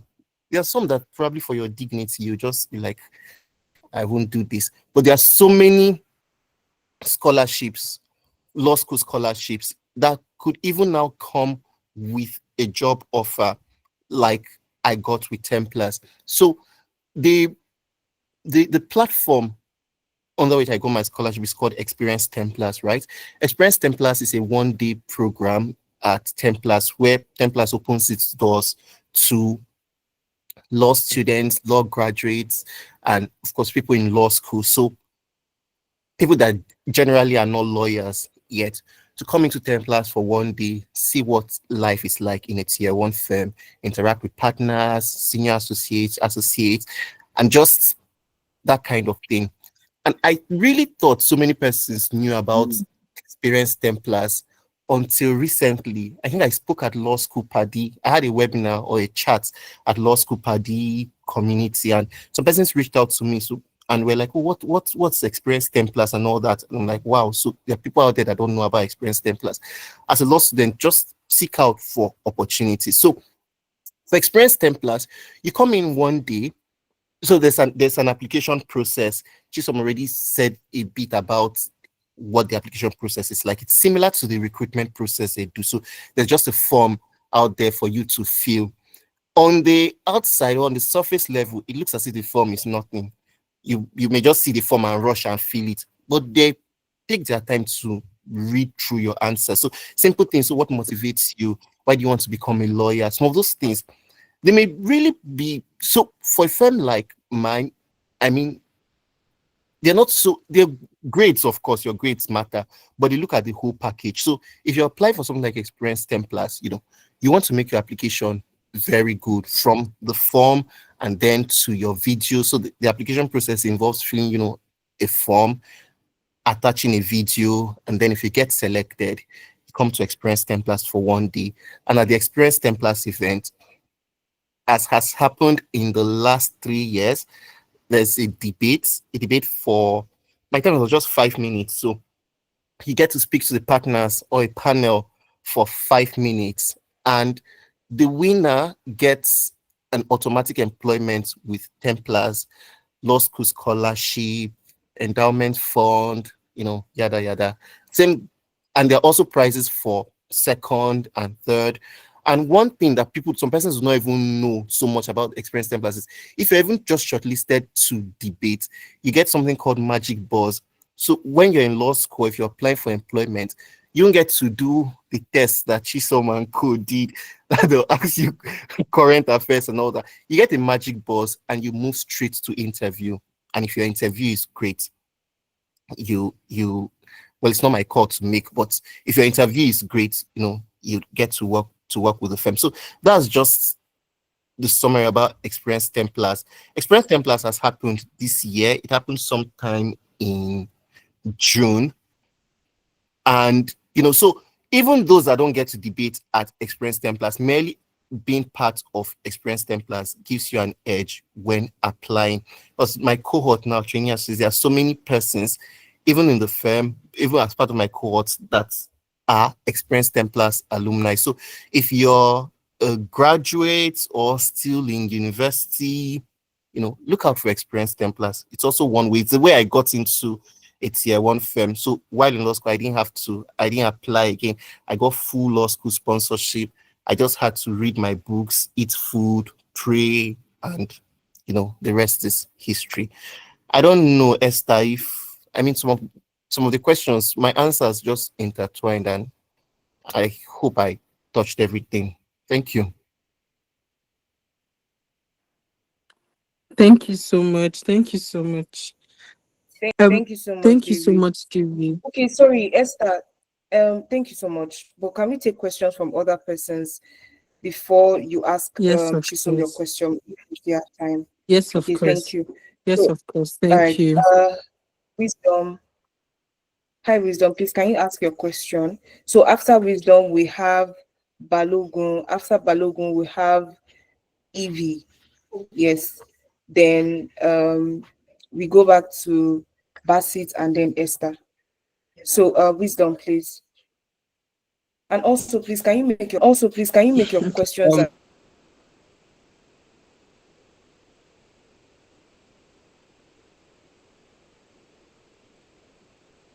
as brief as possible because we are going to work tomorrow, and this is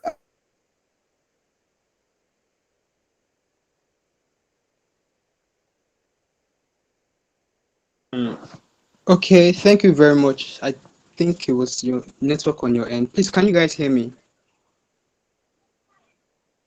Yes, we can hear you. Okay, thank you very much, Yes, sir. yes, So I can hear you, Mr. I should okay, thank you.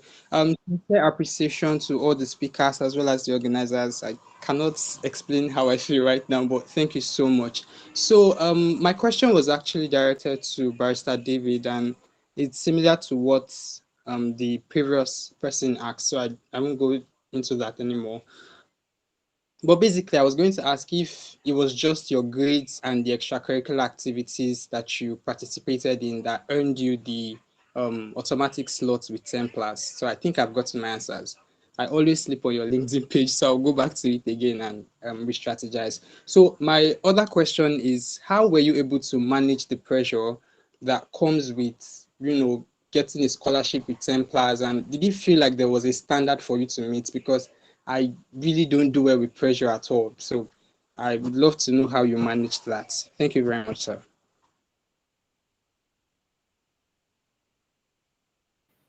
Okay, thanks, Udwak. So I wanted to thanks for your question. You asked about grades, extracurricular, and all that. I'll start with that and then pivot to the pressure bit. So beyond having the grades, right, you also need to build yourself as the whole package. Because when I went for Experience Templars, it wasn't even my grades. I at no point had the opportunity to introduce myself and say, "Oh, hi, my name is Days. I graduated top of my class. I've interned with other tier one firms. I'm passionate about XYZ," as you do in cover letters. I didn't have that opportunity. So while you work hard for grades, also try to build yourself. Commercial awareness, very important. And commercial awareness is not something that you learn in one day. You just scroll through LinkedIn, read business day news. I'm not saying you should wake up every day and say I'm going to read business day news, but just make it a habit. Subscribe to newsletters, send newsletters. Anderson is one I've subscribed to. They send things to my email. You just scroll through and you're updated on happening across different sectors. So grades, my grades at the time I got my offer, my grades were not even disclosed, right? So it was just at the Experience Templars. If anyone here has taken part in Experience Templars, they know how it works. So at the Experience Templars, you just speak. And if you emerge winner, they don't even care to ask what class of degree you graduated with. Because this year, Experience Templars, the winners are 400 level students. So imagine if 400 level students having automatic employment with a leading law firm in Nigeria. Templars does not even care to know whether you graduate or whatever. I recall Mr. Obiang, the deputy managing partner, said they've given this employment. They don't care what happens in law school. They know you pass because they've seen. And the same thing happens with even with recruitment at associate levels. People get their offers before bar final result comes out. I mean, Chisom is here. We resumed. We're already working deep into work. How many months before bar finals came out? So if the firm has seen what you want, so your grades are very important. Your grades will get you to the door, but what will probably keep you there is the full package. So try to build yourself like leadership, commercial awareness, just know things that are happening so that you can sustain a conversation with partners. Now, to the part of pressure, I think everybody in law school feels pressure. For the people that performed very well in university, and even for the persons that didn't perform so well in university, because there's some universities that for no fault of yours, you just find yourself graduating with a third class. You wrote an exam and they'll tell you they'll record absence, record carryover. So there's even pressure on those. Some persons think pressure is only for the BGSEs and the first class holders. But even persons that graduated with low grades are under pressure to prove to their family members, their parents that, see you, this third class LLB that I have, it's not me. Or this 2 LLB that I have, it's not me. I can come to law school and I'll show you that in law school I can make a first class. So I'd say everybody in law school was under pressure. I was under pressure. I won't lie. I was really under pressure because I needed to graduate well in law school for myself first, and then also to just show that, okay, this school fees that you've paid for me, it wasn't a waste. How did I handle that pressure? I just did the best I could do. I knew, okay, I have to read, practice my past questions, ask seniors for tips, just be involved in the program. Don't be in law school and be dormant. I mean, there's a lot going on in law school. There's law school itself.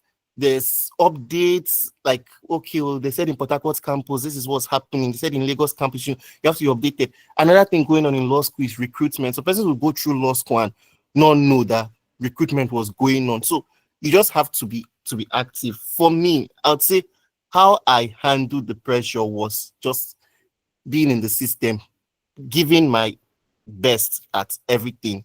I think you can see my full interview on Young VIP TV because I spoke about some of these things, and the interview will air sometime in the coming weeks or months. In order not to just rehash, so just as an alert, just look out for that interview. I spoke in detail about how I went through the pressure of law school while having my employment. Thank you, Udwak.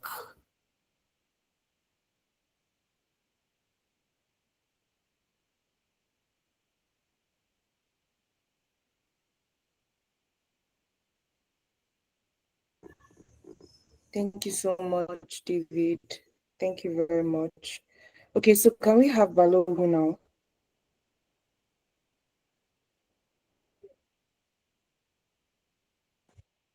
Yeah, good evening. Hi, good evening. Yeah, to our speakers, thank you very much for the expository and educative session. Yes, quick one. Mr. David said something now that in applying to all these top tier law firm, that it requires the whole package. And I'll be right to say the whole package should be part of our outcome here in law school. So what I want to ask now is more or less like one of the ways we can get there. Please, as regards time, how do you think what system do you think we can adopt to manage our time during bar finals as relates to time?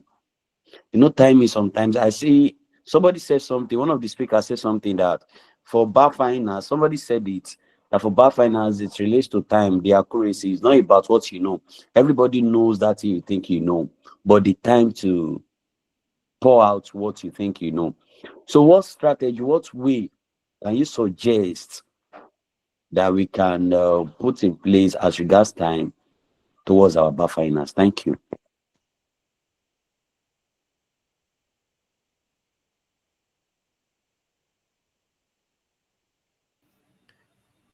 Okay, Barakat, is this still for me? I don't know if the speaker addressed it directly to me or to any of the facilitators. Oh, okay. I don't think it was specific, but it made reference to a statement that you made. Okay. So, so the first thing you said, let me just start with time for bar finals. So bar finals is, from my experience, bar finals is a test of speed and accuracy, and the two go hand in hand. So with regards to speed, that's time management. It's a tricky one because I don't know whether I should give advice on time management in bar finals. I was always finishing my exam at the nick of time when they were saying time up. In fact, there were some papers that they had to drag me out of the hall. I don't know what I was doing there. So whether I'm the best person to give advice for at least SC, I may not be in the best place to give advice for the SC because they brought Mrs. James from Lagos campus, my campus, and she was like, oh, you have this thing in your brain, write it in that exam. What do you want to leave the exam hall with the knowledge in your head for? So I just had to do what I had to do. But I'll start with MCQs because I finished my MCQs pretty early, and that was because of constant practice. So you have tools like Law School Paddy app, the Law School Paddy app. I was always on Law School Paddy app. I took the Battle of Weeks test every weekend Even though I knew Busayo was going to emerge winner, I just showed up there every weekend. And what that taught me was, speed. So it taught me speed. And Law School Padi, the questions are really bad finance questions. They don't manufacture questions from anywhere. So those questions just somehow become familiar to you. And then I added a twist to it. I started practicing my MCQs because I know MCQ is 20 marks.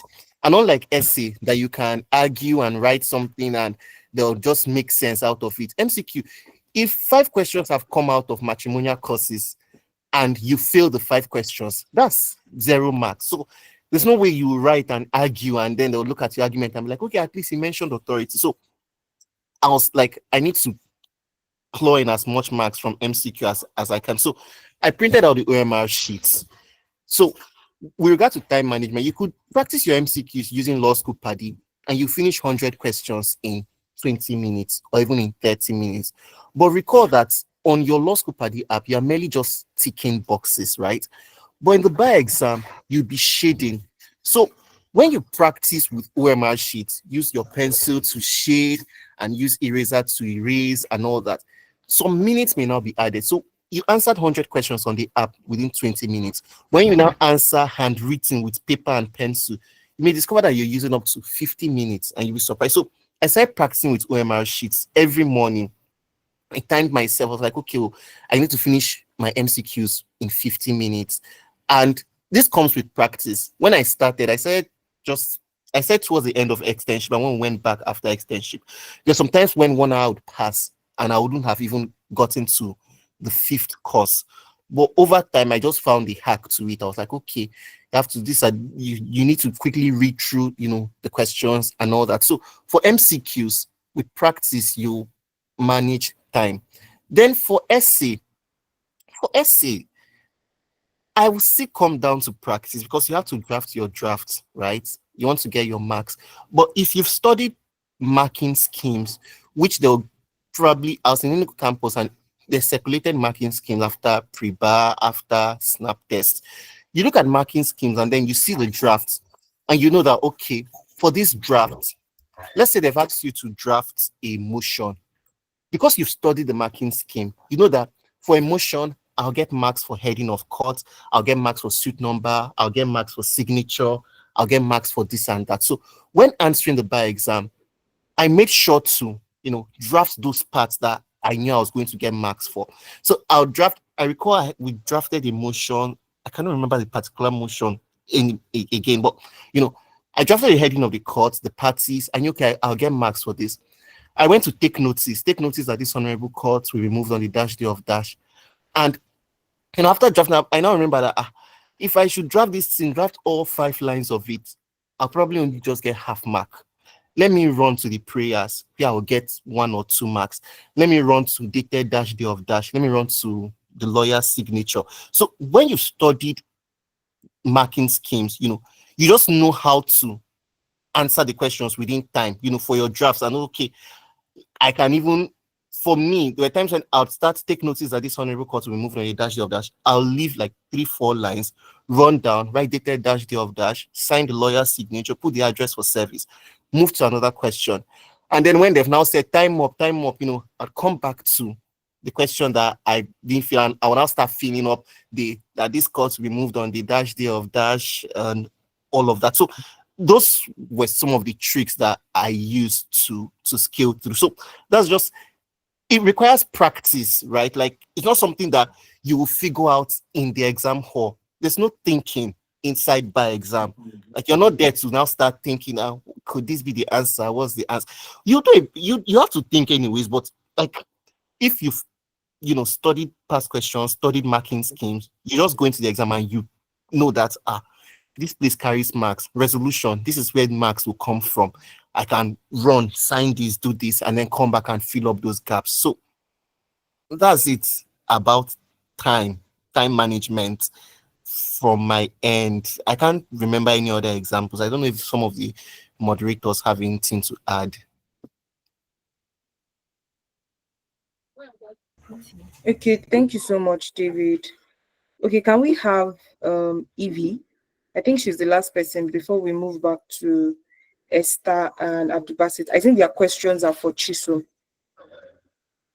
Oh yeah, hi everyone. My name is Evie, and I'm asking these questions in regards to the application process. I want to find out if we should send reminder emails to the law firms we send our applications to. I also want to find out that the interview process, would it be while we're in law school? Because exams are in December, so would they likely reach out to us? I know you're not in the law firms here, but do you think they would likely reach out to us while we're still in the law school to start preparing for all them LSAT and psychometrics that was mentioned? Thank you. That's all. Hi. David or Okay, Chisom can I think answer either, please. yeah. Yes, I think Chisom will take it, but she was the one who explained the psychometric test to us and the other procedures that the law firms use. Okay, thank you. Thank you, Eve, for that question. Thank you, Barakat. So, the first question, well, yes, you should do a follow up. Yeah, you should do a follow up. Bear in mind that these people are dealing with thousands of applications, so it behoves on you to send a reminder email. In your reminder self, you can put your application again there. I think then on frequency of reminders, you don't want to spam their mails, because once you spam and they mark you and put you somewhere else, that's the end of the journey, right? So it's to use your discretion, reasonably considered discretion, and know when to Yeah. follow up. If you send the application, today is what? Today is the 7th day Seven. of September. You Yeah. don't expect to be sending a reminder by Friday. Put Yeah. yourself, imagine you're the HR of a top TFM and you're receiving thousands of applications.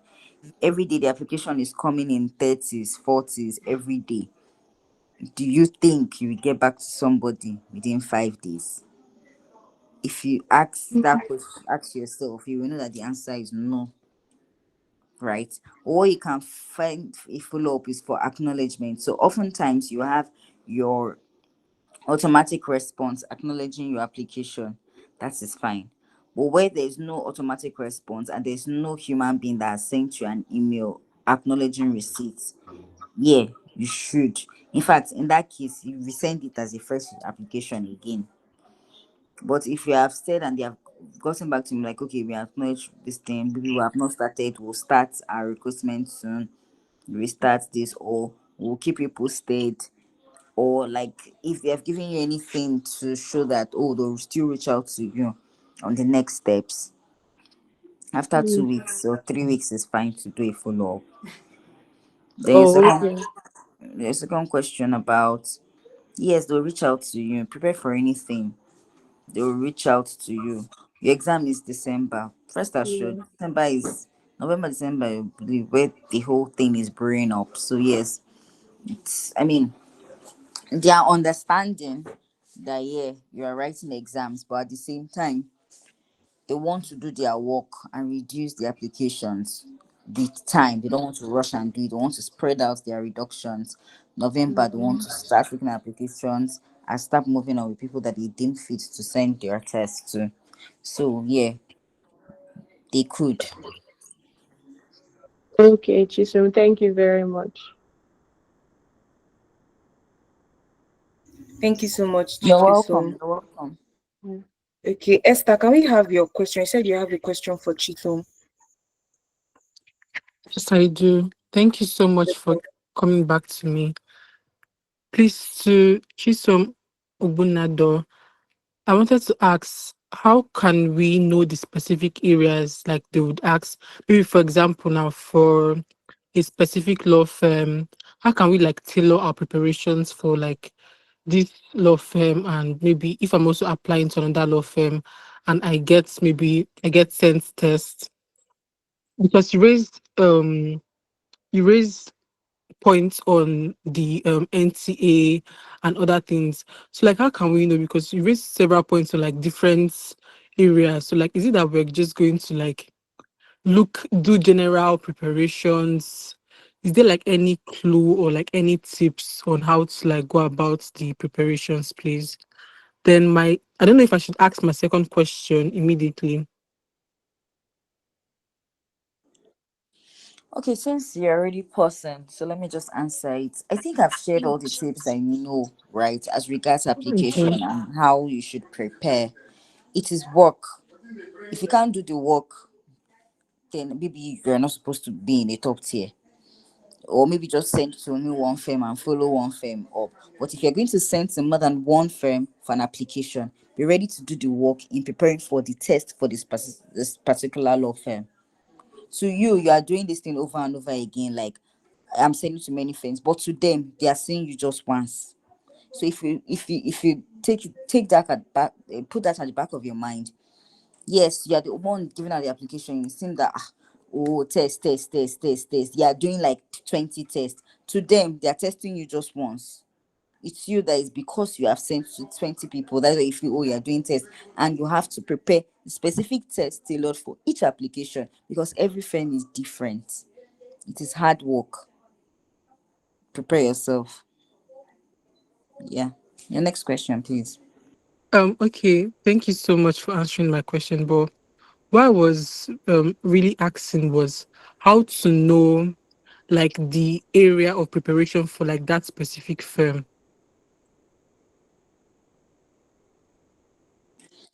So, like I said, you have to have your ears on the ground. I remember when I was giving my briefing, reach out to people that are working in firm, one in the particular firm you want, my set, the set above, and ask them, right? So before doing any test for any firm, you're expected to have asked that, oh, what firm uses Dragnet? Do they use Dragnet? How would the test be? So I think that's the only way you could know if you ask people and people that have done it. So by now you should be reaching out to people that are working in these firms or your friends that applied, not necessarily people that are working, because I mean at the end of the day, you may not know so many people that are working, but people that went through the recruitment process that have first-hand experience fresh in their memory, could ask them and they'll tell you, oh, this firm did essay, this firm did that, and that is how it was for them, but under the general disclaimer of that they are at liberty to change their recruitment styles or their test questions, questioning styles rather. Yeah. Thank you so much for that. Please, my second question is on when is the right time to start applying for trainee roles or NYC associate roles for these law firms? Thank you. Okay. Um. Then it used to be like July, but this is September, and your buffering house is in December. Recruitment should occur like February at most. That's when most, like our current set, to be wrapping up our 1 year. So I think now is a good time. In fact, yesterday, right, would have been the best time. But if you haven't started applying, I think this September is a good time to hit the ground running. And like you have to move at the speed of light. By October, all your applications should have been sent out, really. So I think now is a good time. When I mean now, I really mean now, like tomorrow, like next Monday, like every day during the week. Please don't send the application on weekends, right? But like, yeah, Monday to Friday. I think now is a good time. This September is really, really good to send your application. October won't be so bad, but right. But now is, yeah, thanks. Thank you so much. I'm not in law school yet, but I'm just asking like till I get there. And also my final question is for law school because I know there have been so much discourse on how knowing the right way to answer back questions, like be apt, being like go straight to the point and stuff. But like, is there will it be taught? Like, will anybody tell you, okay, do it like this. I'm not saying that, oh, we should be spoon fed, but like, so that it's not be like at the dying minutes that when I come and start seeing corrections. Or I believe that before I enter, like I should actually start knowing the basic things to like get my stuff up. Thank you. You're not in law school right now, are you? No, right? So I think you are putting the cart before the horse, way before the horse. Like, if there's anything like way before the horse, right? Because there's nothing I want to say now that you remember next year, December, when I get to write this exam, right? And I know what I'm saying. Take it from me for free. And I think Grace and David will also share my view. Concentrate now. If you're going to law school the next session, right? Please correct me if I'm wrong, Evie.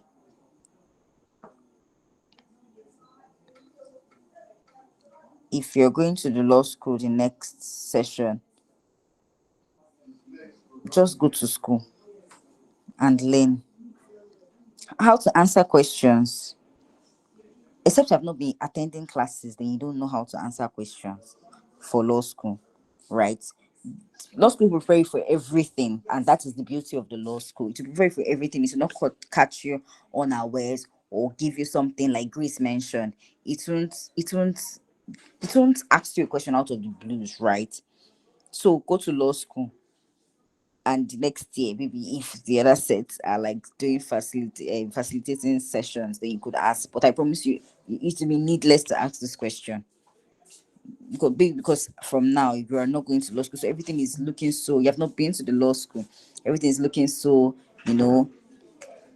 rightly so. But I think we are putting the cart before the horse, right? At this stage, you don't need to worry about how to answer questions. Even me, that was in law school 3 months into, I was not bothered about that. What I was bothered about is hacking the system, understanding what is being taught, and recalling. So yeah. So, and for if you're so if you either way, if you still want more insight, I think there are many videos that Young VIP has published on your YouTube platform that will give you insight, every insight you need, which I used to. So I'm speaking like first-hand experience, which helped me in my time. And I know some of my contemporaries that have released their videos too that would help you. So just go and feast your eyes and ears on their YouTube page. You get a lot of insight on that. Thanks. Thank you so much, Chisom. Thank you, David. Thank you, Grace. Really appreciate your time, your efforts. Thank you for sharing your experience with us. Thank you so much. Okay, so now we'll be having the closing address from. Okay, we have the YouTube link. You can check out the YouTube link in the chat box to check out the videos on Young VIP TV. I'm sure they will inspire you. And our speakers are also there. Their videos are there. They are uploaded as well. So you can just check back. You can check back as much as you want to gain more insights from the videos. Okay, so now we'll be having the closing address by our very own organizer and Miss Tolulope. All right, thank you so much, Parakat, for that wonderful moderation section. And I also want to thank Chisom, David, and Grace. You guys are so spot on. Like, I'm surrounded by geniuses. Like, you guys are super smart. Ah, man. Okay, so and I'm sure everyone also shares the same sentiments. Thank you so much for your time, your insights, your advice, and everything. Thank you. And for everyone who joined, I'm super sure that if you start implementing everything you learned right away, like in the next cohort, you all will be hopefully working in top tier law firms. And please feel free to reach out to us if like this helped, and by this time next year you're working in top tier. Like we would like to maybe share your story or something like that. And please follow us on all social media platforms as well, because we'll be having more of webinars that will definitely help with the journey of lawyers and lawyers in equity. Thank you, everyone, and have a very great week ahead. Bye. Thank you so much, Ma.